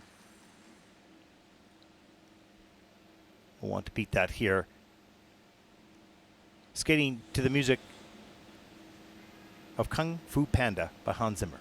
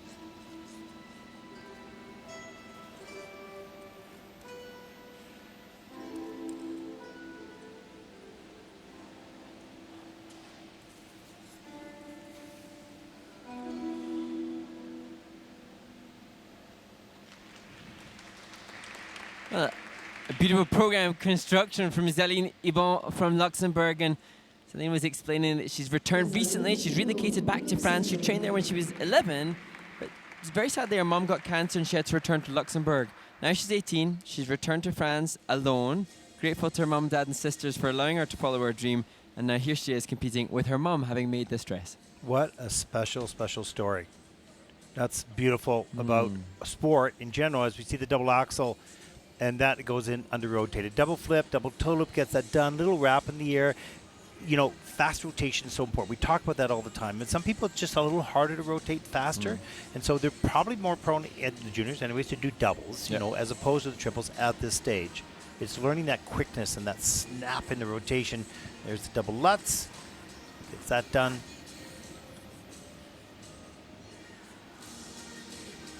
This is Nice, yeah, knee slides right at the end. Nicely done. And some emotional sensitivity to that end. And what I'm loving at the moment is we get an insight into the judges' composition scores is they've gone for much higher presentation component than some of the others, and that testament to the emotional interpretation I think was evident in what Zéline offered in that program. And there is Didier Lucin. Seen him a lot on the Junior Grand Prix over the years. Such a nice gentleman. Done such a great job with so many skaters. You know, those people that are here for a lifetime, really, in many ways, and teach generations of skaters. So important. So if we take a look at the short program scores, Yasleen, 34.78, and that will put her currently into 17th place.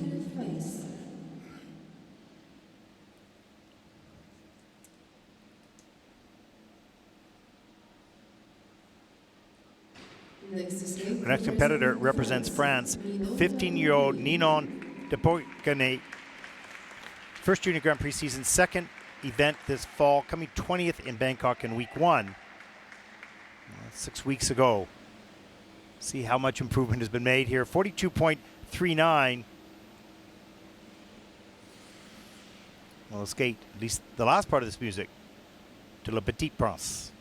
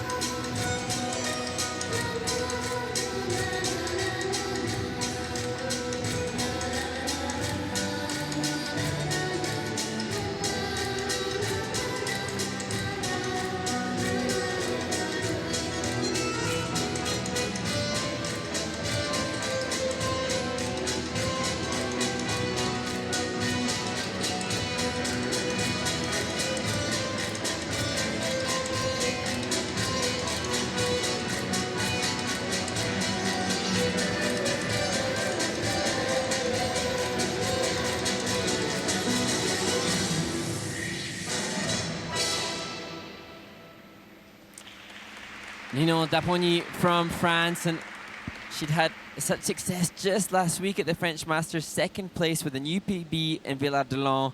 Maybe it's exhaustion, maybe it's increased pressure from a Junior Grand Prix, but unfortunately unable to skate the same way she did then, and just a few days ago getting 52 points in the short program at a domestic event. Good research, because I have the personal best here at 42, so she tens it. She get 10 more points. Yeah. And but it wasn't recorded. I guess it's not an ISU event. Sort of, event, exactly.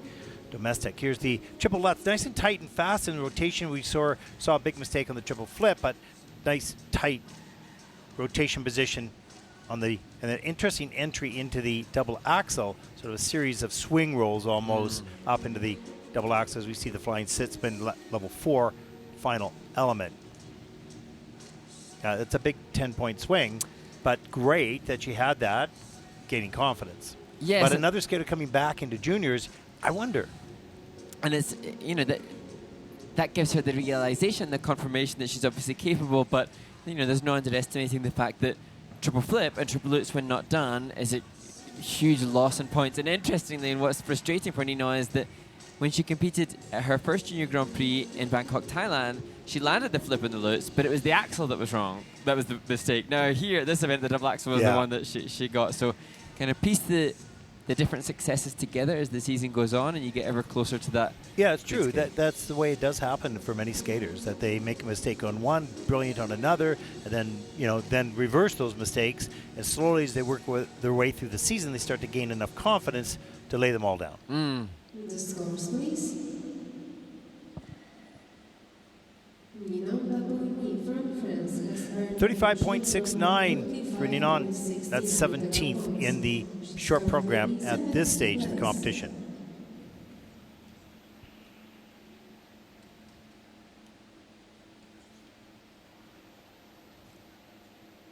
Next to skate representing Czech Republic. Our next competitor, 15 years old, represents the Czech Republic. Nela Snieber-Jirova. This is her first Junior Grand Prix event, so there is no personal best score at this point.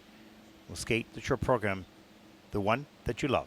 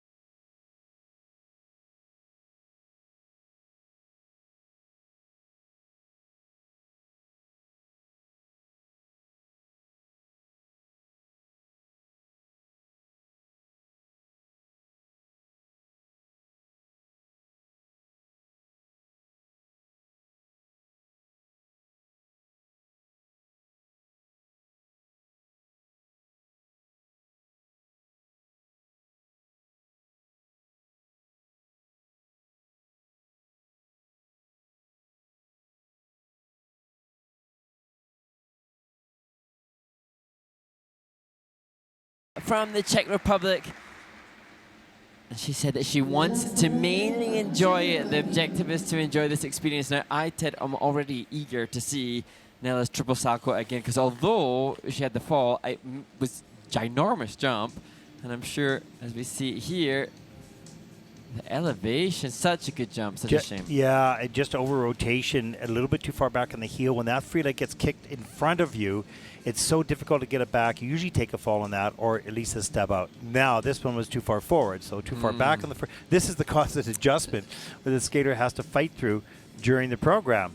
And a little bit later, the double Lutz, you can see going back, but gets the free leg back quick enough. If that was a triple, that probably would have gone down. Well, interestingly, Nella did say, and this is the quote that I read you earlier, Lutz and I are not best friends. Oh, yes, yes. Yeah, but I tried to do my best for it, and that's so often the case. The skater says, oh, not best friends with a jump, I'm going to do my best. So. Well, you got to know. I mean, and you can see that she restricts that technique in the Lutz just to get up for the double. For the triple, it's going to be more problematic. She's going to need more knees, a little bit further reach, all those types of things. But good for her to go, we're not the best of friends. Yeah. Assessing the situation. I was not good friends with the Salco. I could rip a good triples out, but I don't like it. It was a tumultuous relationship. Like me. It didn't like me.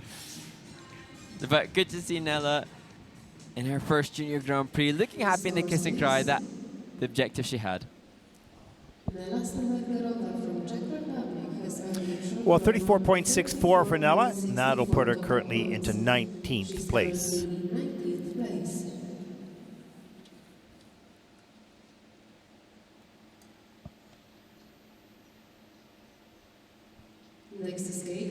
Our next competitor represents Hong Kong. 15-year-old Megan Wong, very first Junior Grand Prix event, but 6th place finish in the Asian Open in Bangkok just 1 week prior to the Junior Grand Prix there. She'll skate the short to Chasing Cars.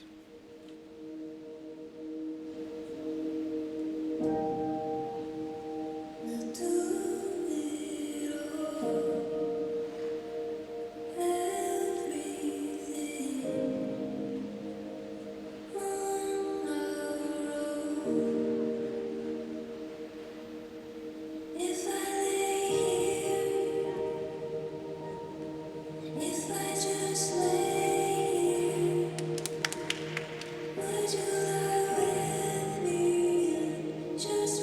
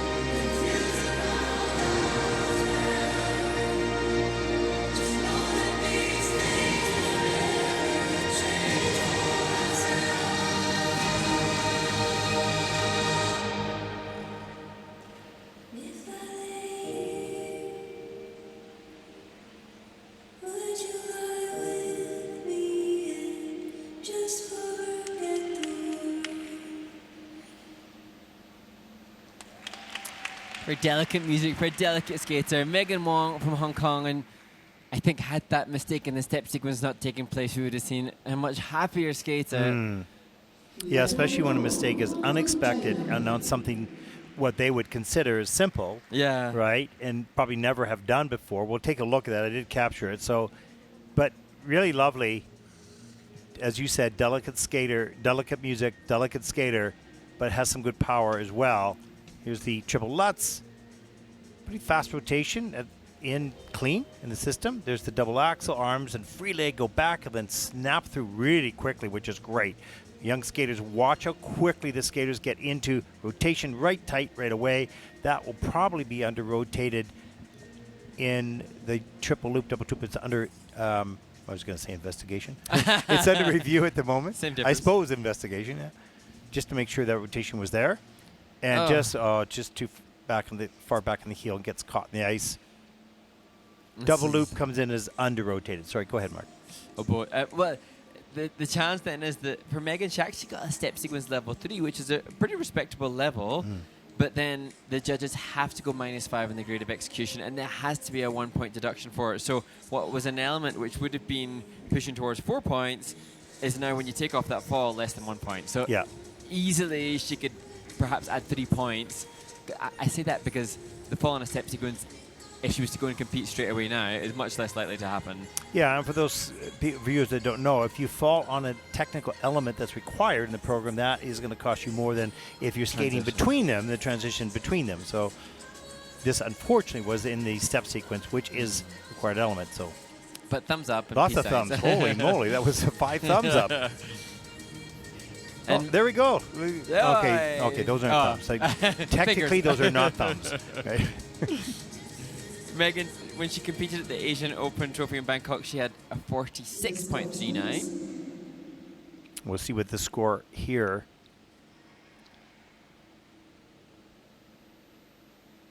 The Open. There it is, 44.71, and that'll put Megan Wong currently into 11th place. Had a nice program going there, just that unfortunate fall. But another lesson learned. Absolutely. You have to do all those mistakes, in the juniors, and then you're much more aware, as you move forward in your career, those little things can happen. As we take a look at the standings so far, and you scramble for the video list. No, I think was there a change on this? Yeah. We're on it. Okay, that's good. So here we go. There's the results, and we're going to take a short break, during which time the ISU Netflix series of videos during the Junior Grand Prix. I'm making this up. What's up? What's on the list? So we have the winner's interview from Mao Shimada after her title win in Osaka. She will be skating later in this very event. And then to the winner interview from Istanbul, from Ami Nakai, who won 2 titles and has secured her place already in the Junior Grand Prix final. And then from that very event, the backstage fun and games from Istanbul before a look at the World Ice Skating Day on the 3rd of December. Sounds great. Enjoy. We'll be back right after this.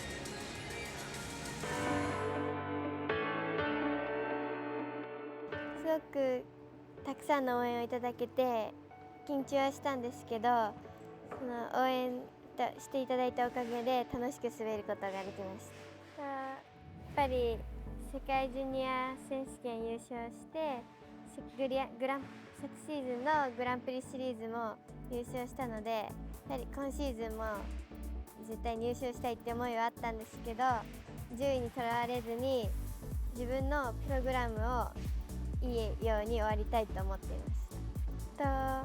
今はまだ試合に入れる予定はないんですが、練習はしていきたいと思います。いつも応援ありがとうございます。今シーズンも全力で頑張りますので、応援よろしくお願いします。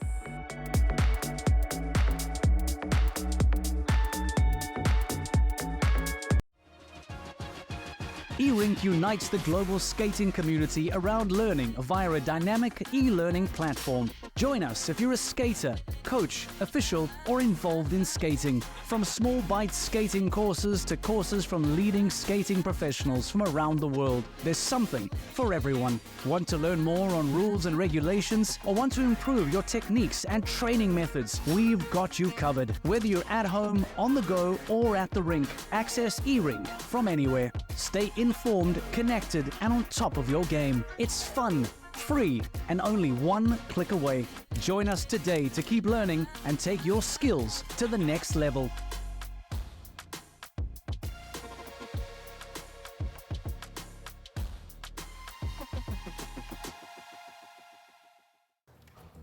Oh my God, killed boys working out. Jeez. Oh my God. What do I got to contend with here? First of all, half my age, doing pull-ups, pointed toes. I can't extend too much in this, Look at this kill.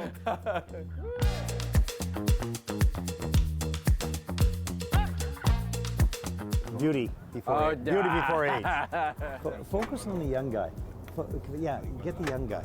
Okay, there he is. I think we just get our location set up and paper set up. Maybe we, in some cases, both of us interview. That'd be nice. Like the champion. That'd be kind yeah, of cool. that'd be nice. Yeah, we haven't done that before. Because I think now with the height from They'd probably be going, what did you say? You're acting. You know, exactly. Here is the Swiss timing crew. These guys are silent, right? But they are. Where's camera? They're incredible. Incredible. I've been working with Thomas for how many years? Huh? More than 10 years. More than 10 years. These guys, these are family. Welcome to our home. The one before? It's also doubles as a gym, as a family meal table. Yeah. It's the workout room.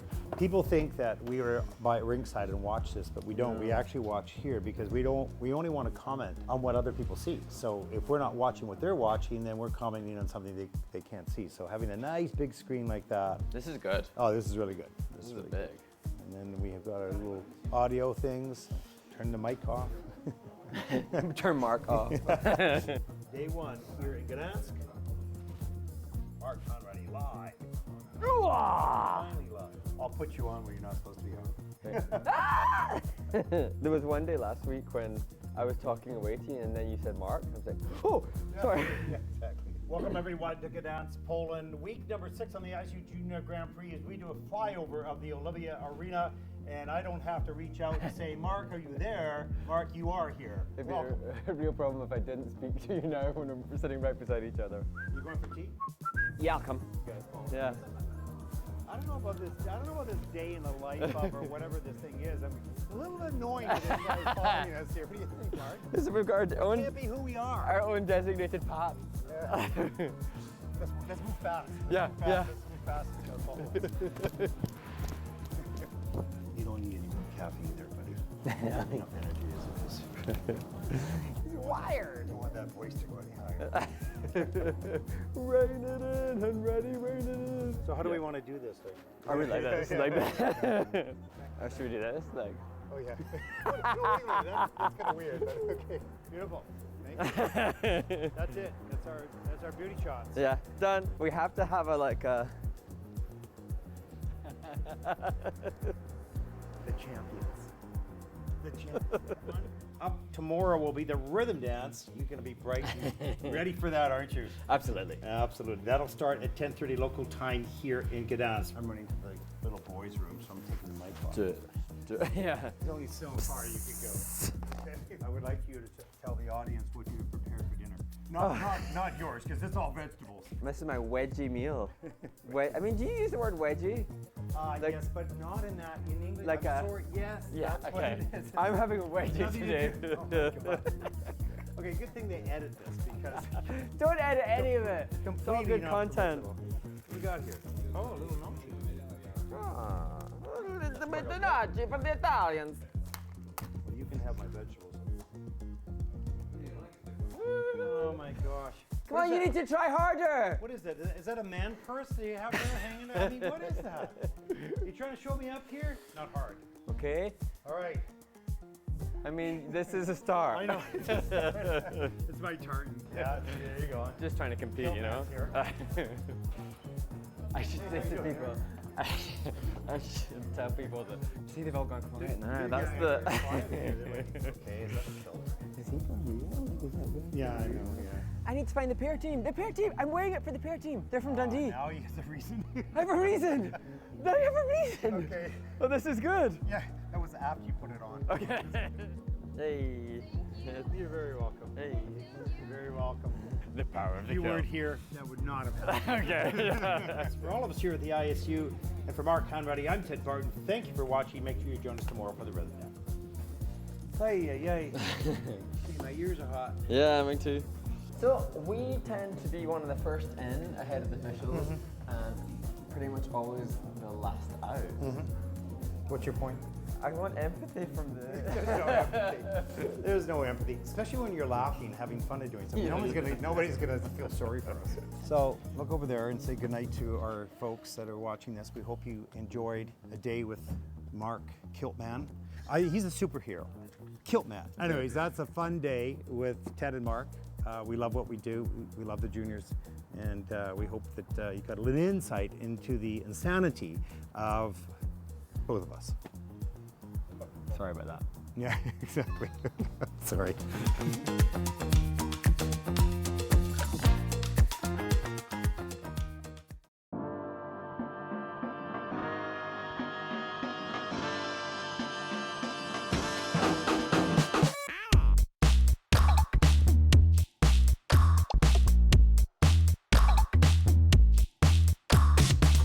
We are here to celebrate the first inaugural World Ice Skating Day. And World Ice Skating Day is a single day specifically to celebrate the fun and the joy of ice skating across the globe. Lots of fun, lots of smiles, and a great way to celebrate this first day of World Ice Skating.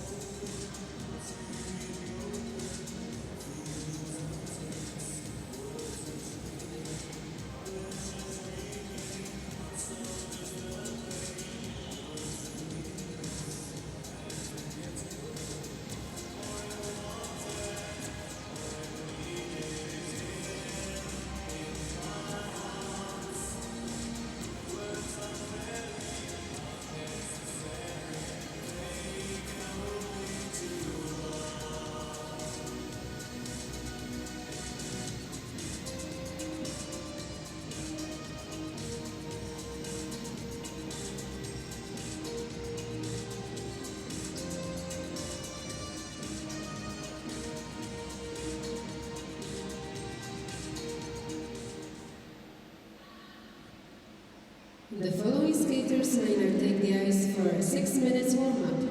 From Peru, Sara Welcome Sofia back to week number 7 on the ISU Junior Grand Prix. We're here in Yerevan, Armenia, in group number 5 of the Women's Short Program. I'm DeBart, I'm with Mark Hanratty. Hi. Okay, there's that high voice. There's Mao Shimada, the junior world champion. I feel there must be some semblance of pressure that she senses, but Mao Shimada has been quite clear that she has her own focus and her own goals, and she wants to be a challenger rather than a defender, and recognizes that's what's going to help her improve. So, well, that is the only mindset that you can actually articulate that makes sense. Yeah. Now, those are just words. The emotions can change your brain. You say, okay, this is the way I have to think, and that's the way I have to think. Now, you know, we saw some of the seniors or some of these juniors who go to senior challengers come back and struggled a little bit in juniors because it is, you know, just, I guess it's human nature a little bit. You know, you graduate from elementary school into a secondary school, into high school, and if you went back, you go, whatever, come on.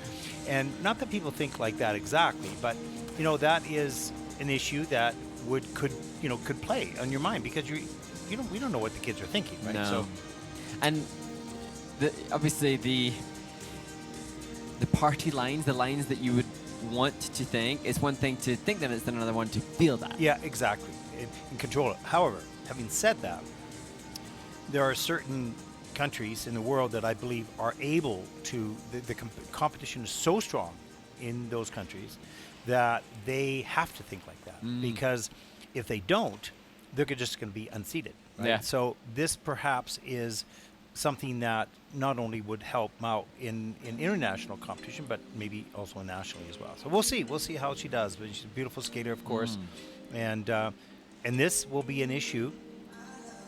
Not an issue is the wrong word, but with the age change and young women staying in juniors for longer, and having, let's say, success early on is going to be a bit of a challenge. Yep. Ready to move on, but they're not allowed to.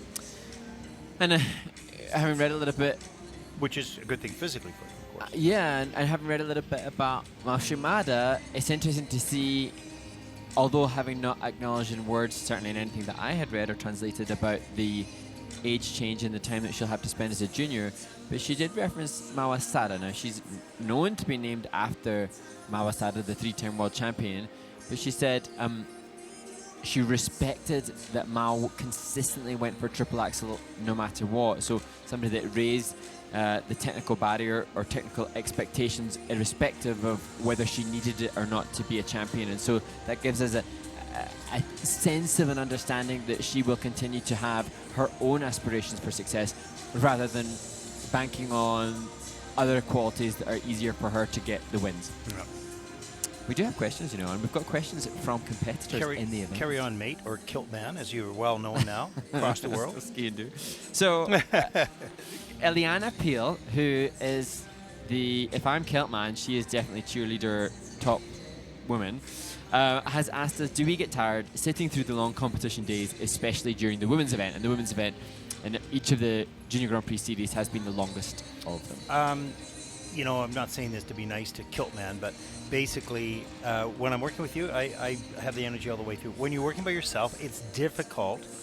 You get tired. No, I love what we do and feel a great responsibility to that. So, of course, you're going to be a little bit tired, but I wouldn't say not interested. I would say always interested, always fascinated, but sometimes you get a little tired. That is a perfectly articulate response that encapsulates my feelings too. Sometimes you can thank you, kilt man. Yeah, really well done. Because you can. I think sometimes it's hard when you see the skaters consistently having bad skates. That's when it can be more of a challenge because then there's nothing we can do. Not that there's ever anything we can do to make them skate well. There's lots of what we want to do, but we can't do anything for them as the fans can. Yeah. Either, except for to articulate that they're good. But today was a bad day. Right? But I mean, there's been occasion when I got off the mic and go and raise a banner and shout, "Come on, you can do it, you can do it." But that's not allowed. No, it's not. Nor would that be wholly professional, so I'll continue to refrain. Okay. And what's our next question? So the next question, moving on swiftly. What do you prefer in programs? From at Garo PTTGSSR. What do you prefer in programs? Spirals or Ina Bauers? You know what? I love a great Ina Bauer, but it's got to be a good one. I mean, you can say either one, depending how good it is. But the Ina Bauer on a crescendo and going in the opposite direction. Or if you've got the left leg forward and you're going to the left rather than going to the right. It's just absolutely spectacular. And you've got that big arch and you hit it in the note. It gives you chills. So I'm going with Ina Bauer, but with a little note, side note, depends on how good it is. Yeah, I'd go with that. I would go for spiral with my note, my caveat on the spiral being that the free leg, if it's not straight, if it's not turned out and it's not pointed, I ain't going to like it, sorry. No, totally. I get it. Okay, what's up? Top 3 programs. Oh my goodness. Top 3 programs in the past 5 years you thought were choreographed the best in the Junior Grand Prix. You know what, Ted? I don't think that we can even go down that takes way longer than a warm-up. We'd have to research that because we've seen so many programs. It's difficult to remember. You know, okay, you did? Bettina Hansen Ostergaard from last year. Yeah. What was short program. It was just so contemporary and so cool. That was very, very cool. Yeah. We'll work on that. That's going to take us time. Maybe it's about to happen right now. Yes, let's wait and see. Okay.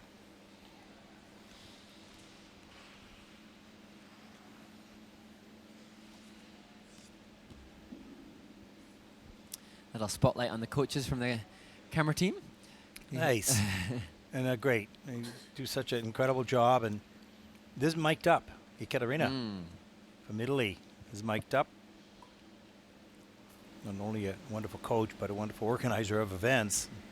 Has helped to host Enya in the Junior Grand Prix for a number of seasons. Next to now she's in the coaching pit. Look at that care. You can just sense that care and compassion. Very interesting.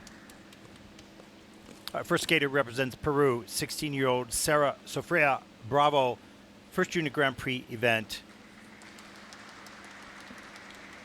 Nerves and excitement to be here in Yerevan at the first Junior Grand Prix competition for Sarah. Skating to Ain't It Funny by Jennifer Lopez.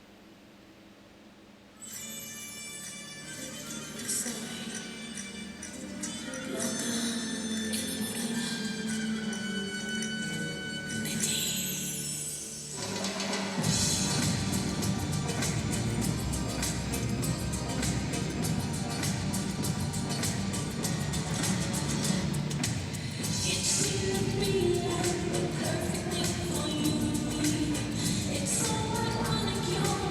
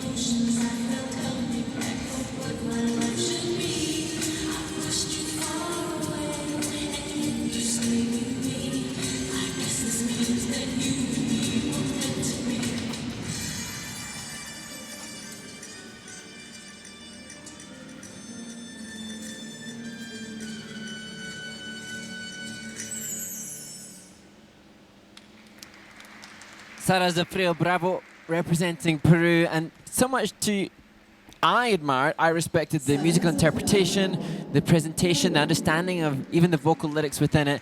But of course, Sara will be frustrated that there were mistakes made on relatively easy elements for her. Yeah, no, the axle obviously popped. That was disappointing. But it comes back with the double flip, double toe, and the double lutz. That was well done. And then just sort of lost balance a little bit on the spins. Has a very straight and strong back. And so there wasn't a lot of knee action going in the spins. We'll look at that a little bit later. This just popped open right away, didn't convert into rotation, but just continues on, comes down the ice right away, double flip, turns that all the way into double toe loop, good. And then the double lutz, backs up straight up over the pick, gets all the way around into a twizzle. So really good that she came back with that. But watch here, not a lot of knee bend in this. The leg gets up, beautiful position, goes to grab the blade and loses the balance as it gets shifted, comes out of that spin. That camel spin is in at 0, and then here's the entrance to the combination spin and just loses the balance again. Really unfortunate. Because her back camels are beautiful, but lost balance today. Yeah, and Sara will proudly fly the flag for Peruvian skating, and there are plans in place for a big multi-million-dollar ice rink to be built there, and so hopefully she'll be the next generation of skaters that'll be able to exploit that. But for now, she's working in Murano with a great coaching staff who, what I love is the care and the compassion. Yeah, well, you know what? That comes with putting things in perspective going into the competition. And I think that the coach has done that, and so has Sara. So they kind of know where they're at. Okay, unfortunate with the mistakes, but they came here for its experience, and that's what they've got. And, you know, we've talked so often about those that are in their first Junior Grand Prix. For Sara, competitive experience doesn't even have much competitive experience at all. So, you know, a huge learning experience and opportunity. Yeah, and in moments like this, you say, excuse me, can I go back out and do this again? Yeah. Can I try it again? Because you want to leave the ice, even if the score is way different, of course. You're not at the same level as the top skaters. But you want to skate your best.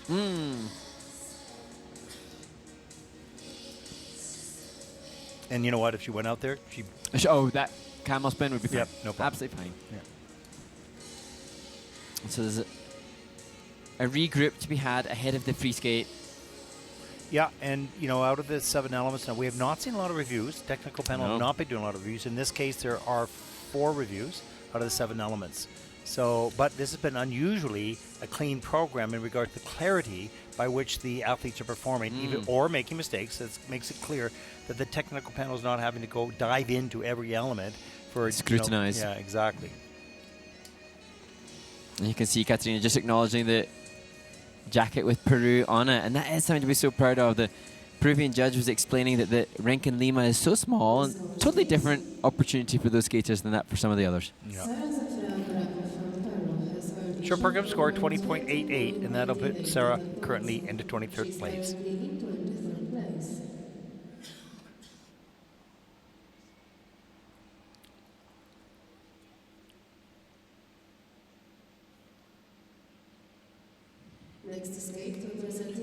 Our next competitor represents Bulgaria, 13-year-old Leah Lubenova. First Junior Grand Prix season, second event, placing 20th in Budapest just a couple weeks back with a 41.53 season's best score. I would love to finish the season top scores in both the short and free. She'll skate to Crimea River.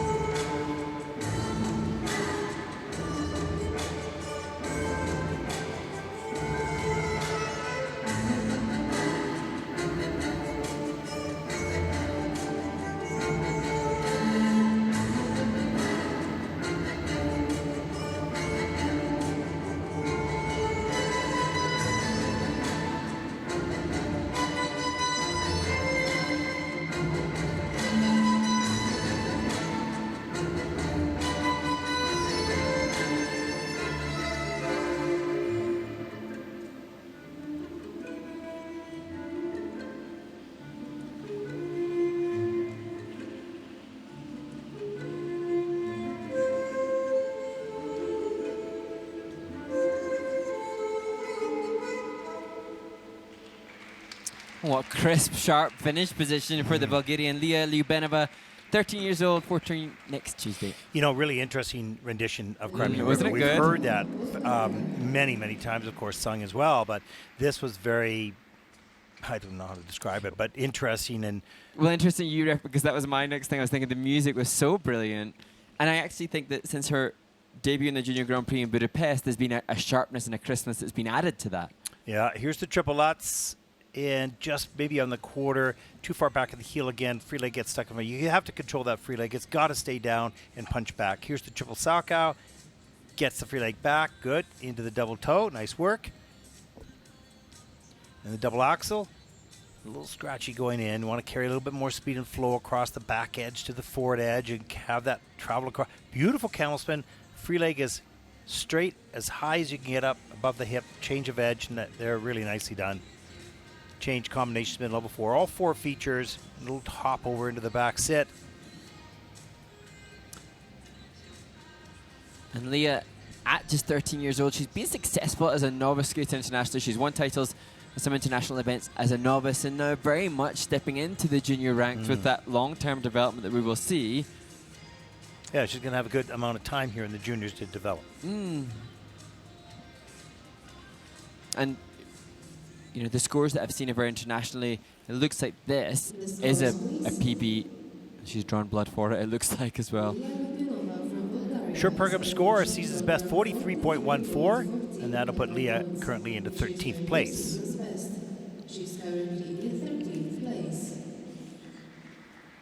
It's interesting. Some people really react to a personal best. Yes, I'm moving up, right? And some people are going, whatever. I'm not. That's not what I want. Yeah, I have higher aspiration. Our next competitor represents Japan. Akira Kushida, 15 years old, second Junior Grand Prix season, second event, coming 4th in Osaka a couple weeks back. 62.79 personal best and season's best in the short.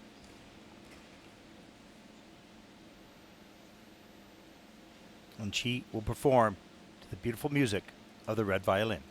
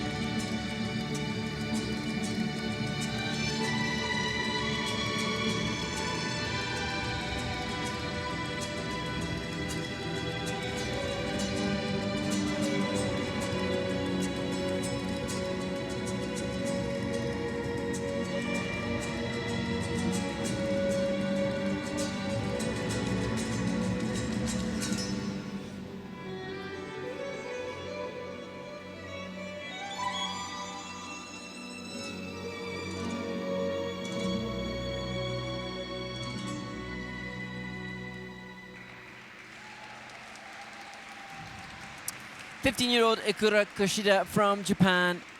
Quality skater. Such natural, well, not natural flow and glide. I'm sure very worked flow and glide, but just I actually thought she did really well to go for the triple toe and then landing the triple flip. Had to readjust. Yeah, a little slow with the free leg, but she was patient enough to get it back there. Had a good shot at it. We'll see that in just a second.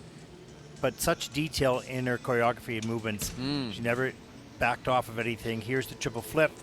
Free leg gets around a little slower than normally. Goes up on an angle. Tries to hold on. Has to take the fall. Here's the double axel. Rides off the end of the edge nicely. Across the ice. Nice extension. Watch some of the turns in here. And the upper body movement as well. The triple lutz. Patiently straight up. Straight down. Right on top. High quality. Good GOE on that of 0.98. So, and here's some of the steps. You can see the detail, just sort of a paused, posed, layback position, which is very cool. And there's some great use of the head, the neck, and the arms. Choreography by brilliant Kathy Reed.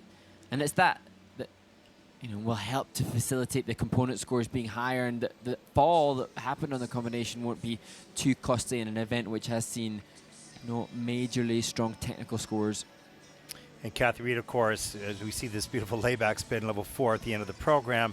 Former ice dancer for Japan, and now works with Mia and the school and does a lot of choreography, but has a lot of young ice dance teams. We've seen her on the Junior Grand Prix doing a wonderful job in the ice dance category as well. So Japan not only strong in men and women, but dance also in Paris, world pair champions. So they're a well-rounded nation now. They used to be pretty much just focused on singles, but it's all coming together.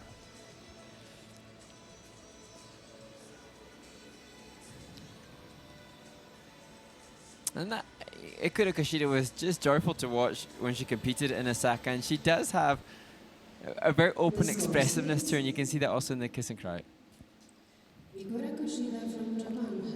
Short program score 59.99. That's second, but just barely. So we'll take a look at the scores. It's essentially tied. Well, not necessarily in numbers, but look how close that is. So it's less than a point. And same thing for Eunbi Park from Korea. So, yeah. Wow. Our next competitor represents Italy. Chiara Minasciani, 16 years old, second Junior Grand Prix season, 21st last year in Ostrava. 40.74 with personal best from last season, skating to East of Eden.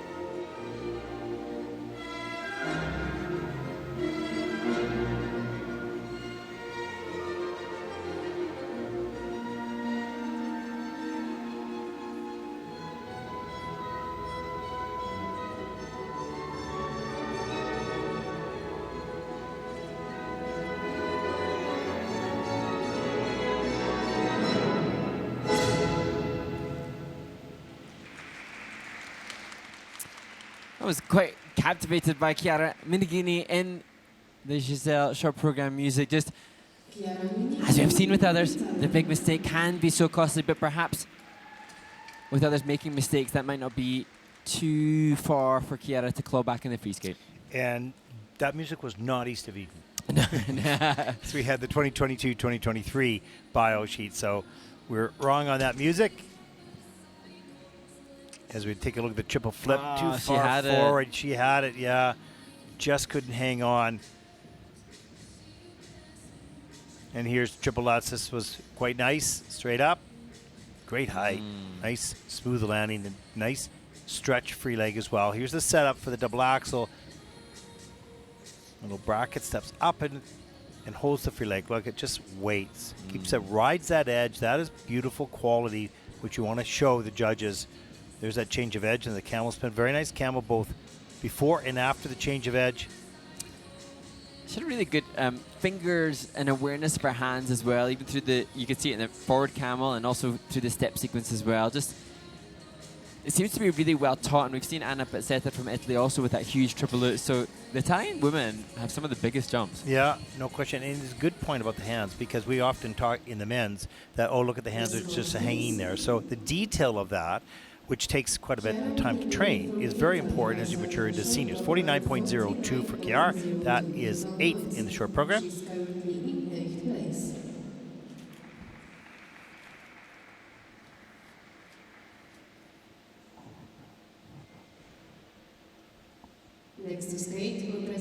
Our next competitor represents Japan. Last year's World Junior Champion Mao Shimada. Second Junior Grand Prix season, second event this fall, winning in Osaka. 73.78 personal best, season's best. Skating Americano and composition by Judy Kane.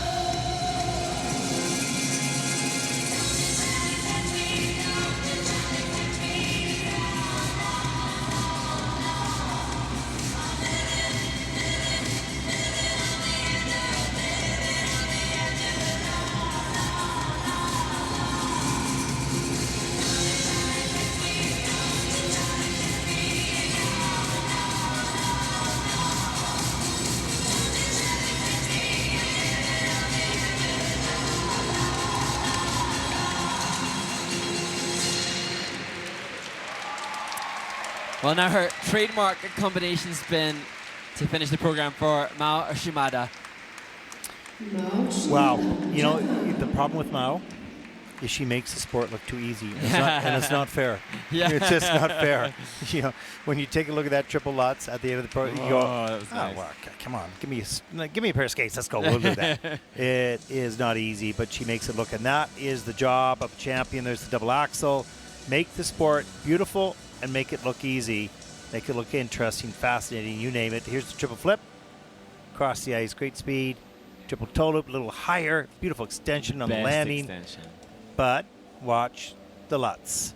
You gotta love this. I'm gonna slow it right down here. Straight back, look at the height, all the way around. Strong back. Young skaters, strong back. So important.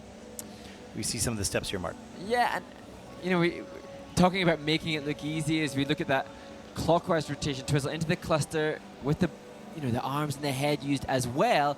Mao Shimada has been named after a skater. You know, you almost sense that she's been destined for this success. Her mother, a fan of the great Mao Asada, and so, you know, from birth, she has been probably gravitating towards being this epic skater that she is. So she makes it look easy now, but it's been a lifetime of work as we see this. Now, in her last Junior Grand Prix, 7 of the 9 judges gave that combo spin a +5. Yeah, you know, you can want to be just like the great skater, but a wannabe is just a wannabe. You got to do it. Exactly. And she's doing it, right? Yep. She's not there yet, but she's well along her way. Cheerful personality, keeps things in perspective.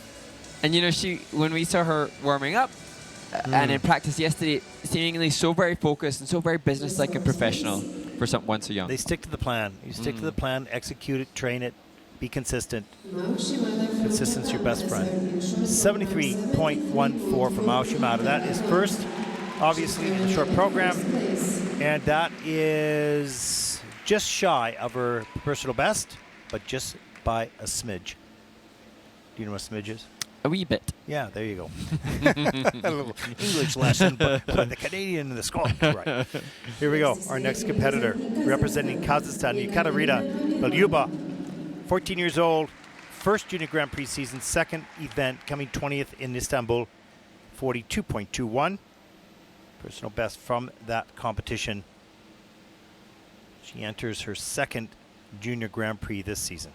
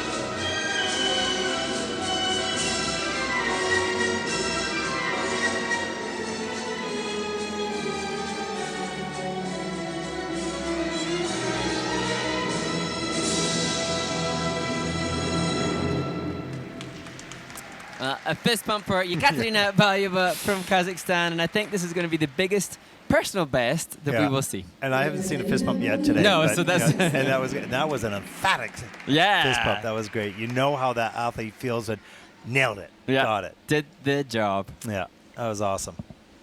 And interesting to hear what Yekaterina thought following her experiences in Istanbul. But first, a look at what took place in the short program. Here's the triple Lutz, straight up, straight down, right on top, stretch free leg, nice, very nicely done.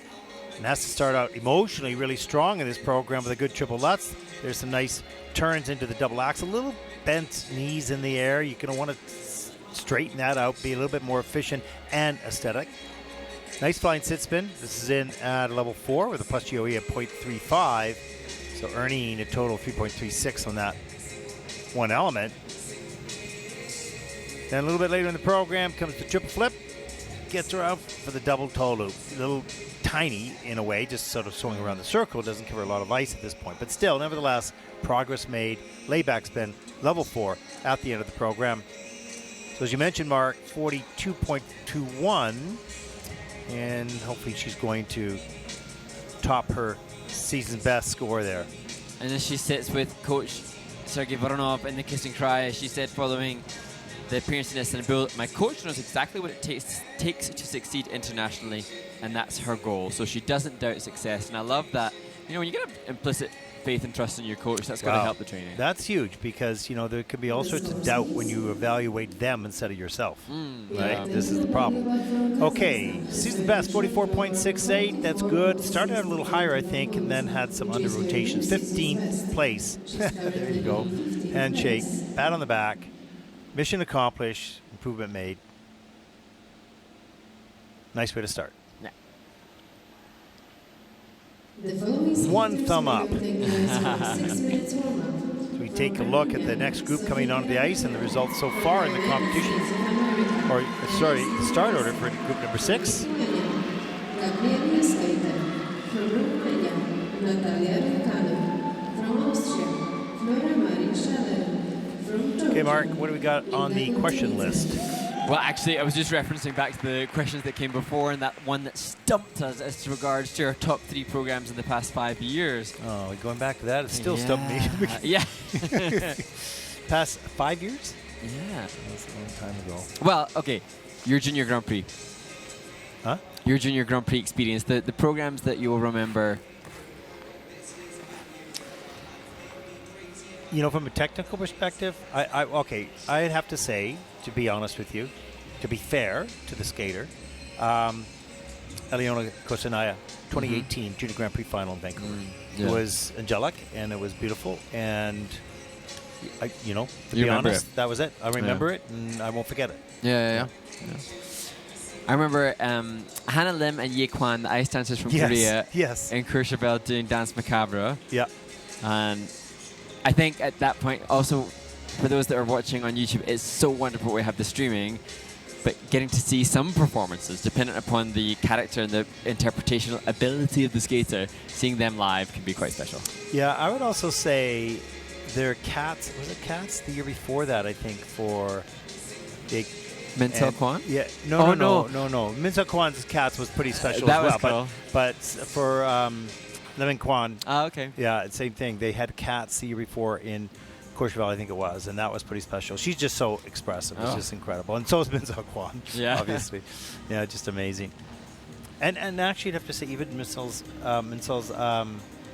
was it a free program this year? The Bollywood? Yeah, they're amazing. I mean, really, at that age, listen, these young skaters are great athletes. We see the triple Lutz, triple toe. We see all the technical stuff. They do that, and you have to do it clean. Otherwise, you're not going to be challenged with the top. But having said that, there are some. It's remarkable how detailed and how well taught and how well learned they are in the choreography and the connection to the music. Because quite often at this stage of development, the skaters will learn the choreography. They don't really listen to the music. They don't really hear it that well, but they kind of match it, and it's kind of okay. But those ones that are special look like they listen to that music all the time and know every single note. And then they know where their body is on every one of those notes. And it's extraordinary that such young people can have that detail and awareness. And I mean, we're talking about young people, and yet their ability to do so much. Because if we look at the triple loops that we've just seen on screen now, that takes, we've talked about it before, it'd be fascinating to see the median length of time that it takes a skater from initial education to clean triple loops. And I doubt I'd see. I think, and you've said this, a lot has to do with the environment. Yeah. You know, if you're in that environment that your friends, you're going, oh, they're just whipping off that triple lutz. Oh, okay, it was obviously not a big deal because my friend's doing it, and of course I'm better than my friend. You know, whatever. Or I want to be. them. I want to be. So I think environment means a lot. I mean, teachers, coaches can only give words, but behind those words have to be some inspiration, some discipline, all those types of things that are required. And so.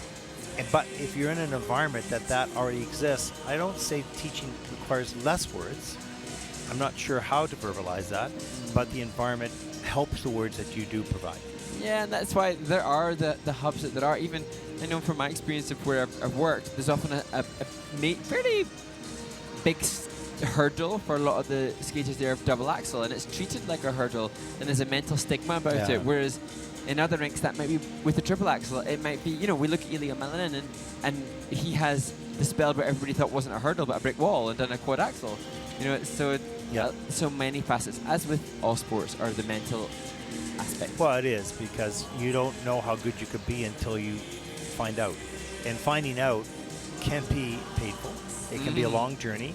That was part of my career until somebody said, well, you don't know how good you can be until until we try to experiment here. And then once I did something, the first thing I did that I didn't believe I could do, would ever do, then I thought, oh my gosh, okay, I've been blocking everything here because I thought I couldn't, but obviously I can. I just have figured out how. Right? Yeah. And then that leans into what are the expectations of these skaters. So Inga Gorgonitsa, who's on the screen now, she can land triple axel, so. And we saw her yesterday. And we know that she's trained in an environment where other people have done that. So perhaps it's the environment, perhaps it's hard work, you know, so many contributing factors. Combination of everything, pretty much. Okay, so we're knocking off that question list, aren't we? We are done. We are ready for the figure skating community to send in more questions. Yeah, because we've got 2 more days here. So you don't want us to jabber on about something, you know, boring. I don't know what that might be, but we can find it. It's interesting. At least in Gracie, the American woman, we saw her struggling a little bit in practice yesterday, and struggling. Took her 3 attempts for the double axel. So, just again, we talk about the mental aspects now. What will she need to do? She's the second skater on the ice, just to mentally and physically prepare to be able to deliver under the most crucial time. You know, it's kind of getting, not kind of, it is your body, which is an automatic pilot, and the pilot, which is your brain, talking to each other at the same time. Sometimes if the body takes over and the brain isn't there, like, okay, the plane's just going left here. Yeah. Or the brain is saying, go right, and the body isn't going there, right? So you coordinating and aligning the brain and the body is a mystery. Easier said than done. It is. As we see our next Armenian skater about to take to the ice, and their local skating club here, their friends, family, from around Yerevan. Special moment for these young skaters and for the community here. Our next competitor from Armenia, Sofia Karapetyan. 14-year-old Sofia Karapetyan, first Junior Grand Prix season, second event, coming 33rd in Budapest a couple weeks back, 26.75 personal best. Just getting those knees moving, getting the edges as well. Calm herself down before she takes to the ice, and she'll skate the short to Torn.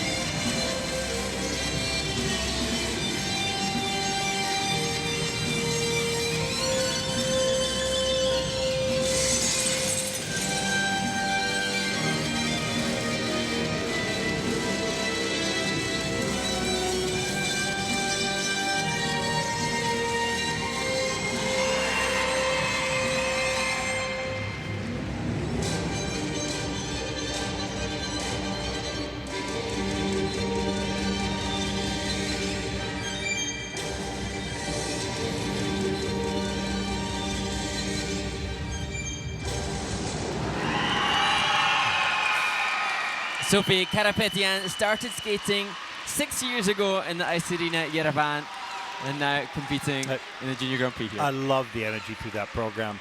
That was skated with pride. It really was. And you have to assume that being here has inspired her to skate so much better than what she offered in Budapest and Hungary. Yeah, no question, because I think there you're intimidated by different nations, different cultures, different people, and not enough experience yet with these young skaters. But there's the double axel, nails it, and as you mentioned, screams were the result. Coming in with the triple salchow, good aggressive approach to it. Has to do a 3-turn, keeps free foot off the ice, gets into the double toe, so that was good thinking. Into a fast sit spin.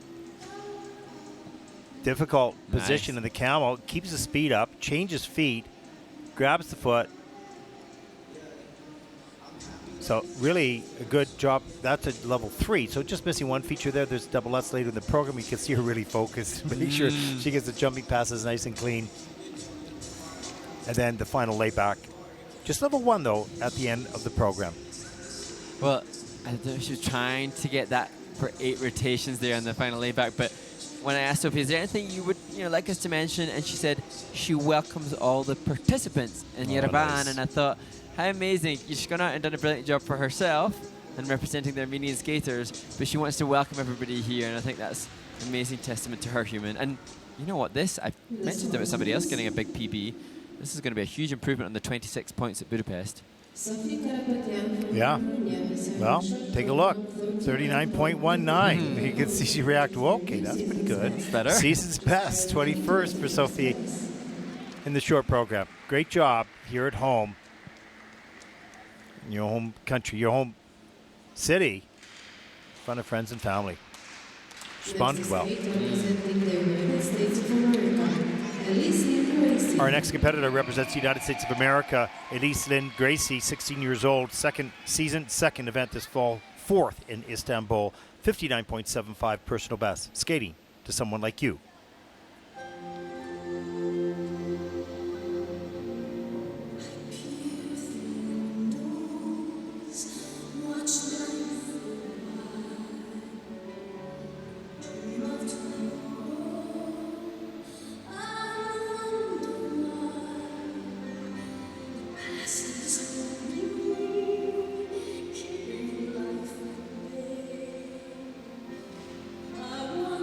Lost in the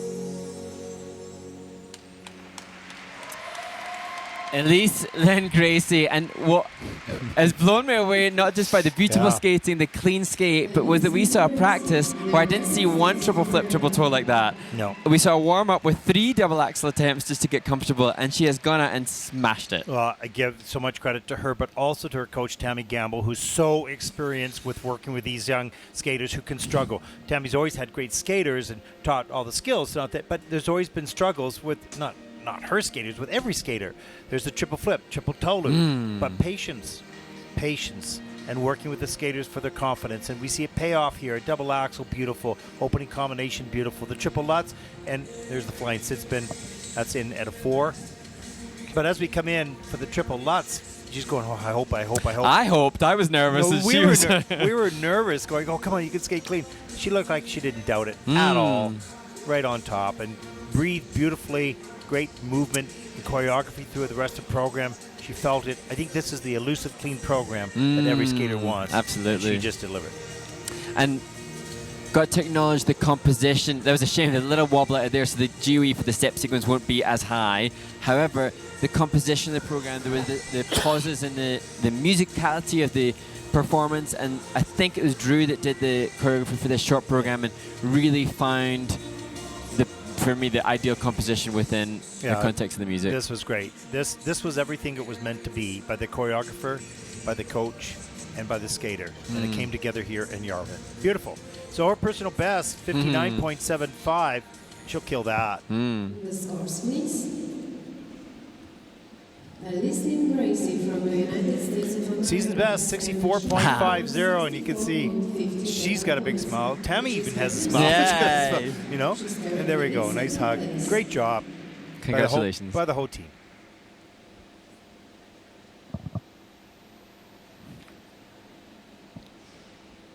On the ice, representing Lithuania, Gabriel Juskait. Our next competitor represents Lithuania, Gabriel Juskait.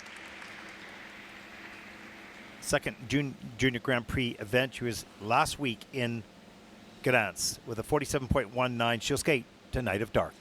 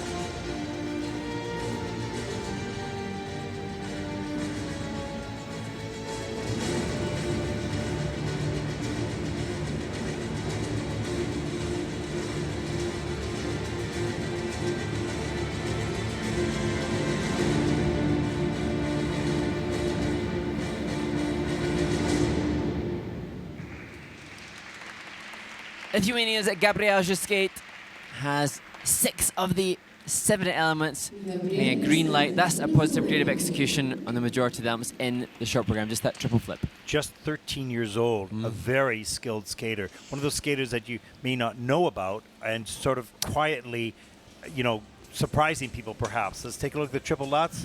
Nice. How beautiful is that? Great extension as well, good flow. Here's the triple flip. And this got a little bit too far back, so she had to step out, couldn't get into the combination, so loses scores on that for sure. The double axel, arms and free legs snap through, fast rotation. She's got some really nice skills. Here's some of the steps in here. A little reverse twizzle there. These are the details going through the steps, of course, not necessarily connected to the music at this stage of her development. That's okay. Working to get those levels, the steps required for level 3 on the step sequence. That's pretty good. Beautiful spin. Level 4, change combination at the end. And then a final look towards the judges. Nice job. Personal best, 47.19 so far this season. We'll see how close the score gets to that. And actually, that was from last week when she had the triple flip double toe where she did that. Also, what happened that we both looked at each other, there was a little slip within the transition, and it turns out that gets that mandatory 1 point deduction. Enough of her weight was off the blade to incur that. So, yes, there's the fall. Yeah, we didn't see it come in till. Yeah, okay, got it. So the score now will be short of last week's, but some impressive consistency for one that is experiencing their first season on the Junior Grand Prix. Really has some nice skills. Good looks. They're not all there yet, right? But you can see that not a lot has to change, just a lot of training and refinement and details. 45.25 for Gabriel Juskate from Lithuania, 14th in the short program so far. You know, who would think? Triple Lutz. Yes. You're 14th, Yeah. right? So, you know, I wanted to mention that about Indication how of where far they're skating has come. Our next competitor represents Romania, 13-year-old Natalia Runcanu, first Junior Grand Prix event. She races to her starting position. She'll skate to Survivor.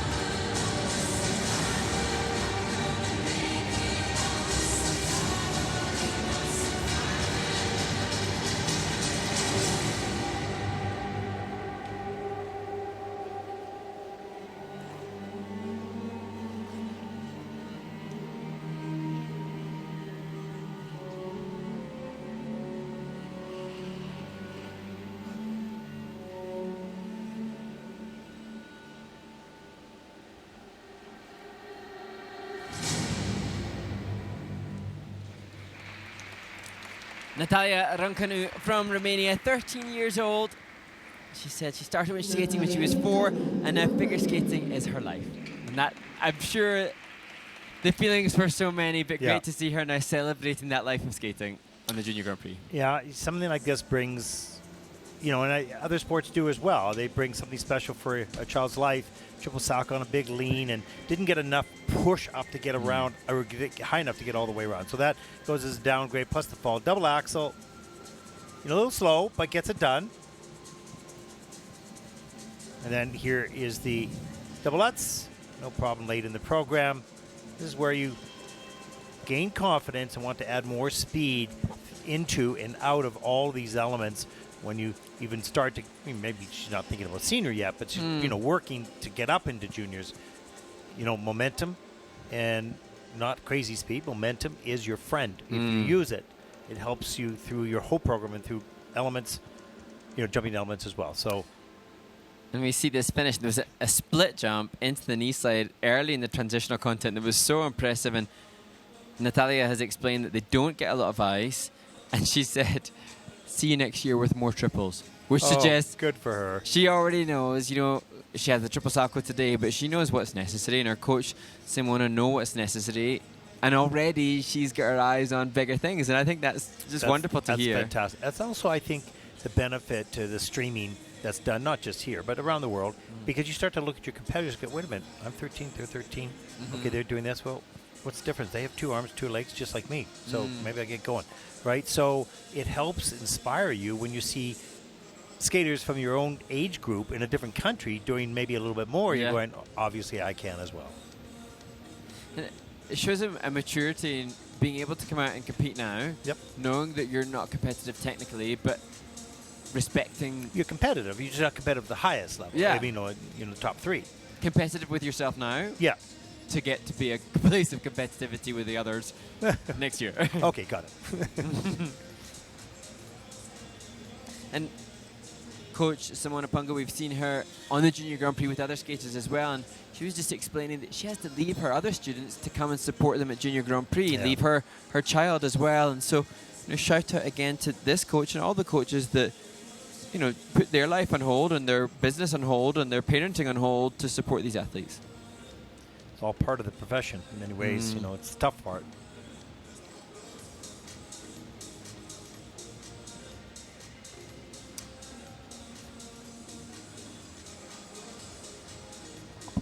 There were 4 elements under review. They've now been cleared, so I'm sure we'll get the scores in any moment. Go ahead, Mark.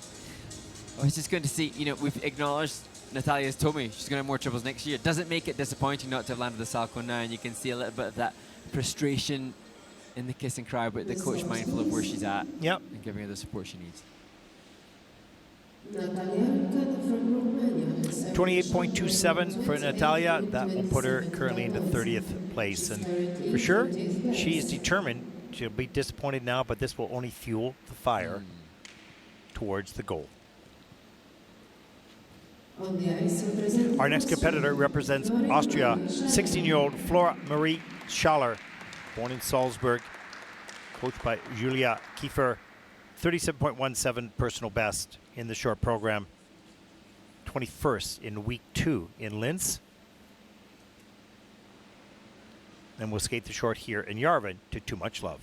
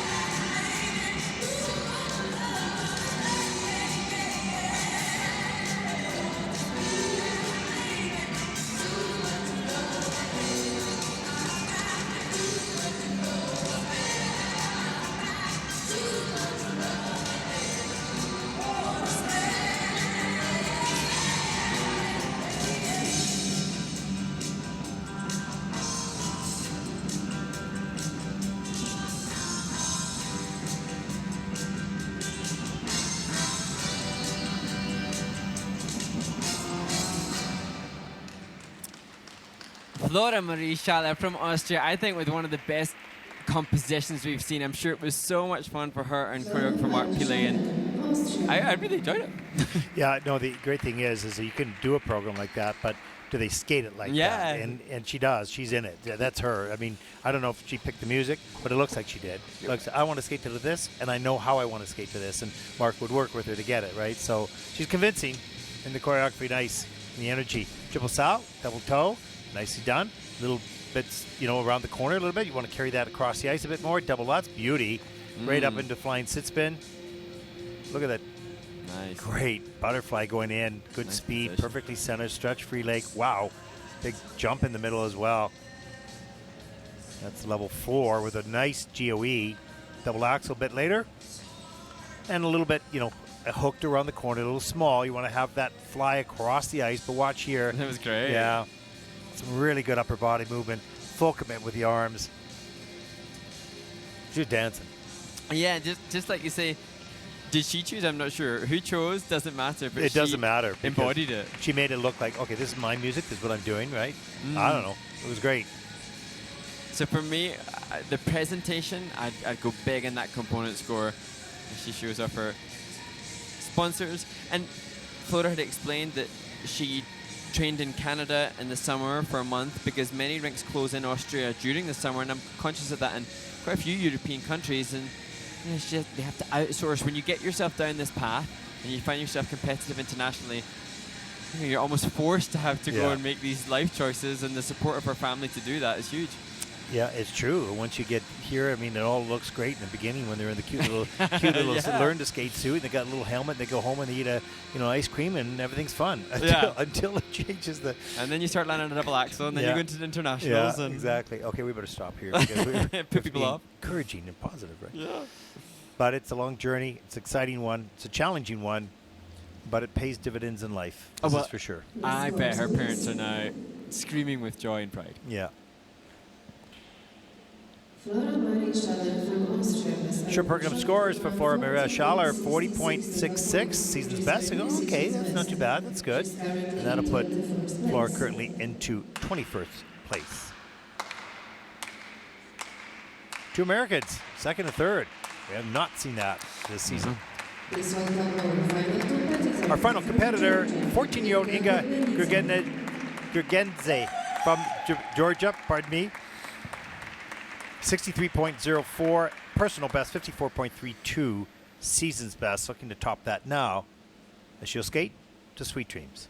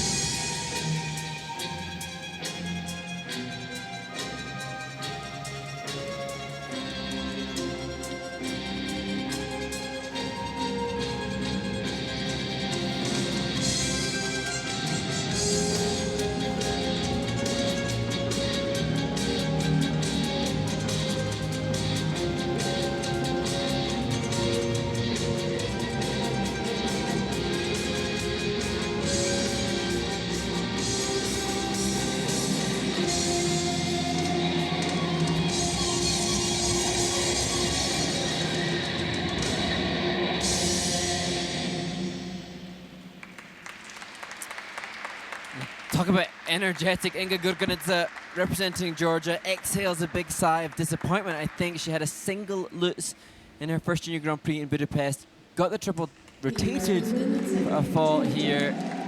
Indicative of the frustration you see on the skater leaving the ice. This is a highly talented, highly trained athlete who is just making a mistake. If she doesn't make those mistakes, she is right in your top 3 and 4, no question.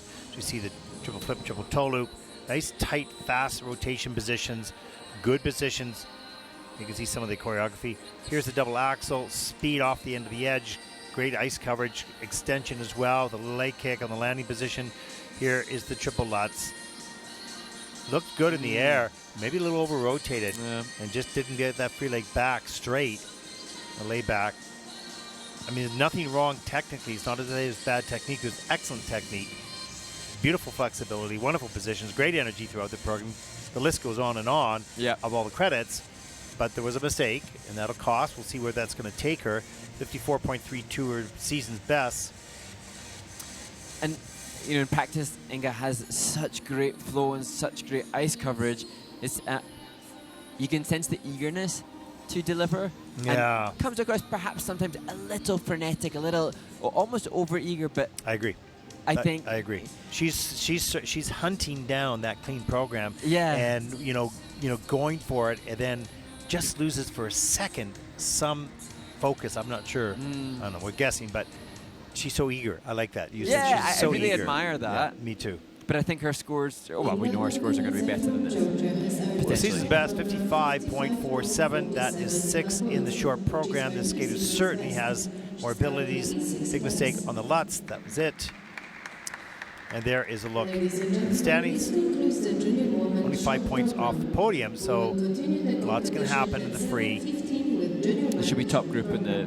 Yes, she'll be in the final 6 as we take a look at the final standings in the women's short program. Now Shimada, 73.14, Elise, then Gracie, 64.50, Sherry Zhang, 60.52. Your top 3 skaters, 2 Americans. So nice to see. A little difference, a little change in the podium, at least at this stage of the competition, but not so much room that you can't be a little nervous. You know, there's some other skaters. This is going to be hunting down those spots, and that'll be a lot of fun to watch as we go through the free program, of course. See the rest of the field in this event. And now that concludes our coverage of the very first event on day 1 here in week 7. The women's short program. Coming up next will be the men's short program. For all of us here at the ISU, I'm Ted Barton along with Mark Hanratty. Thank you for watching. Make sure you join us for the men's short coming right up.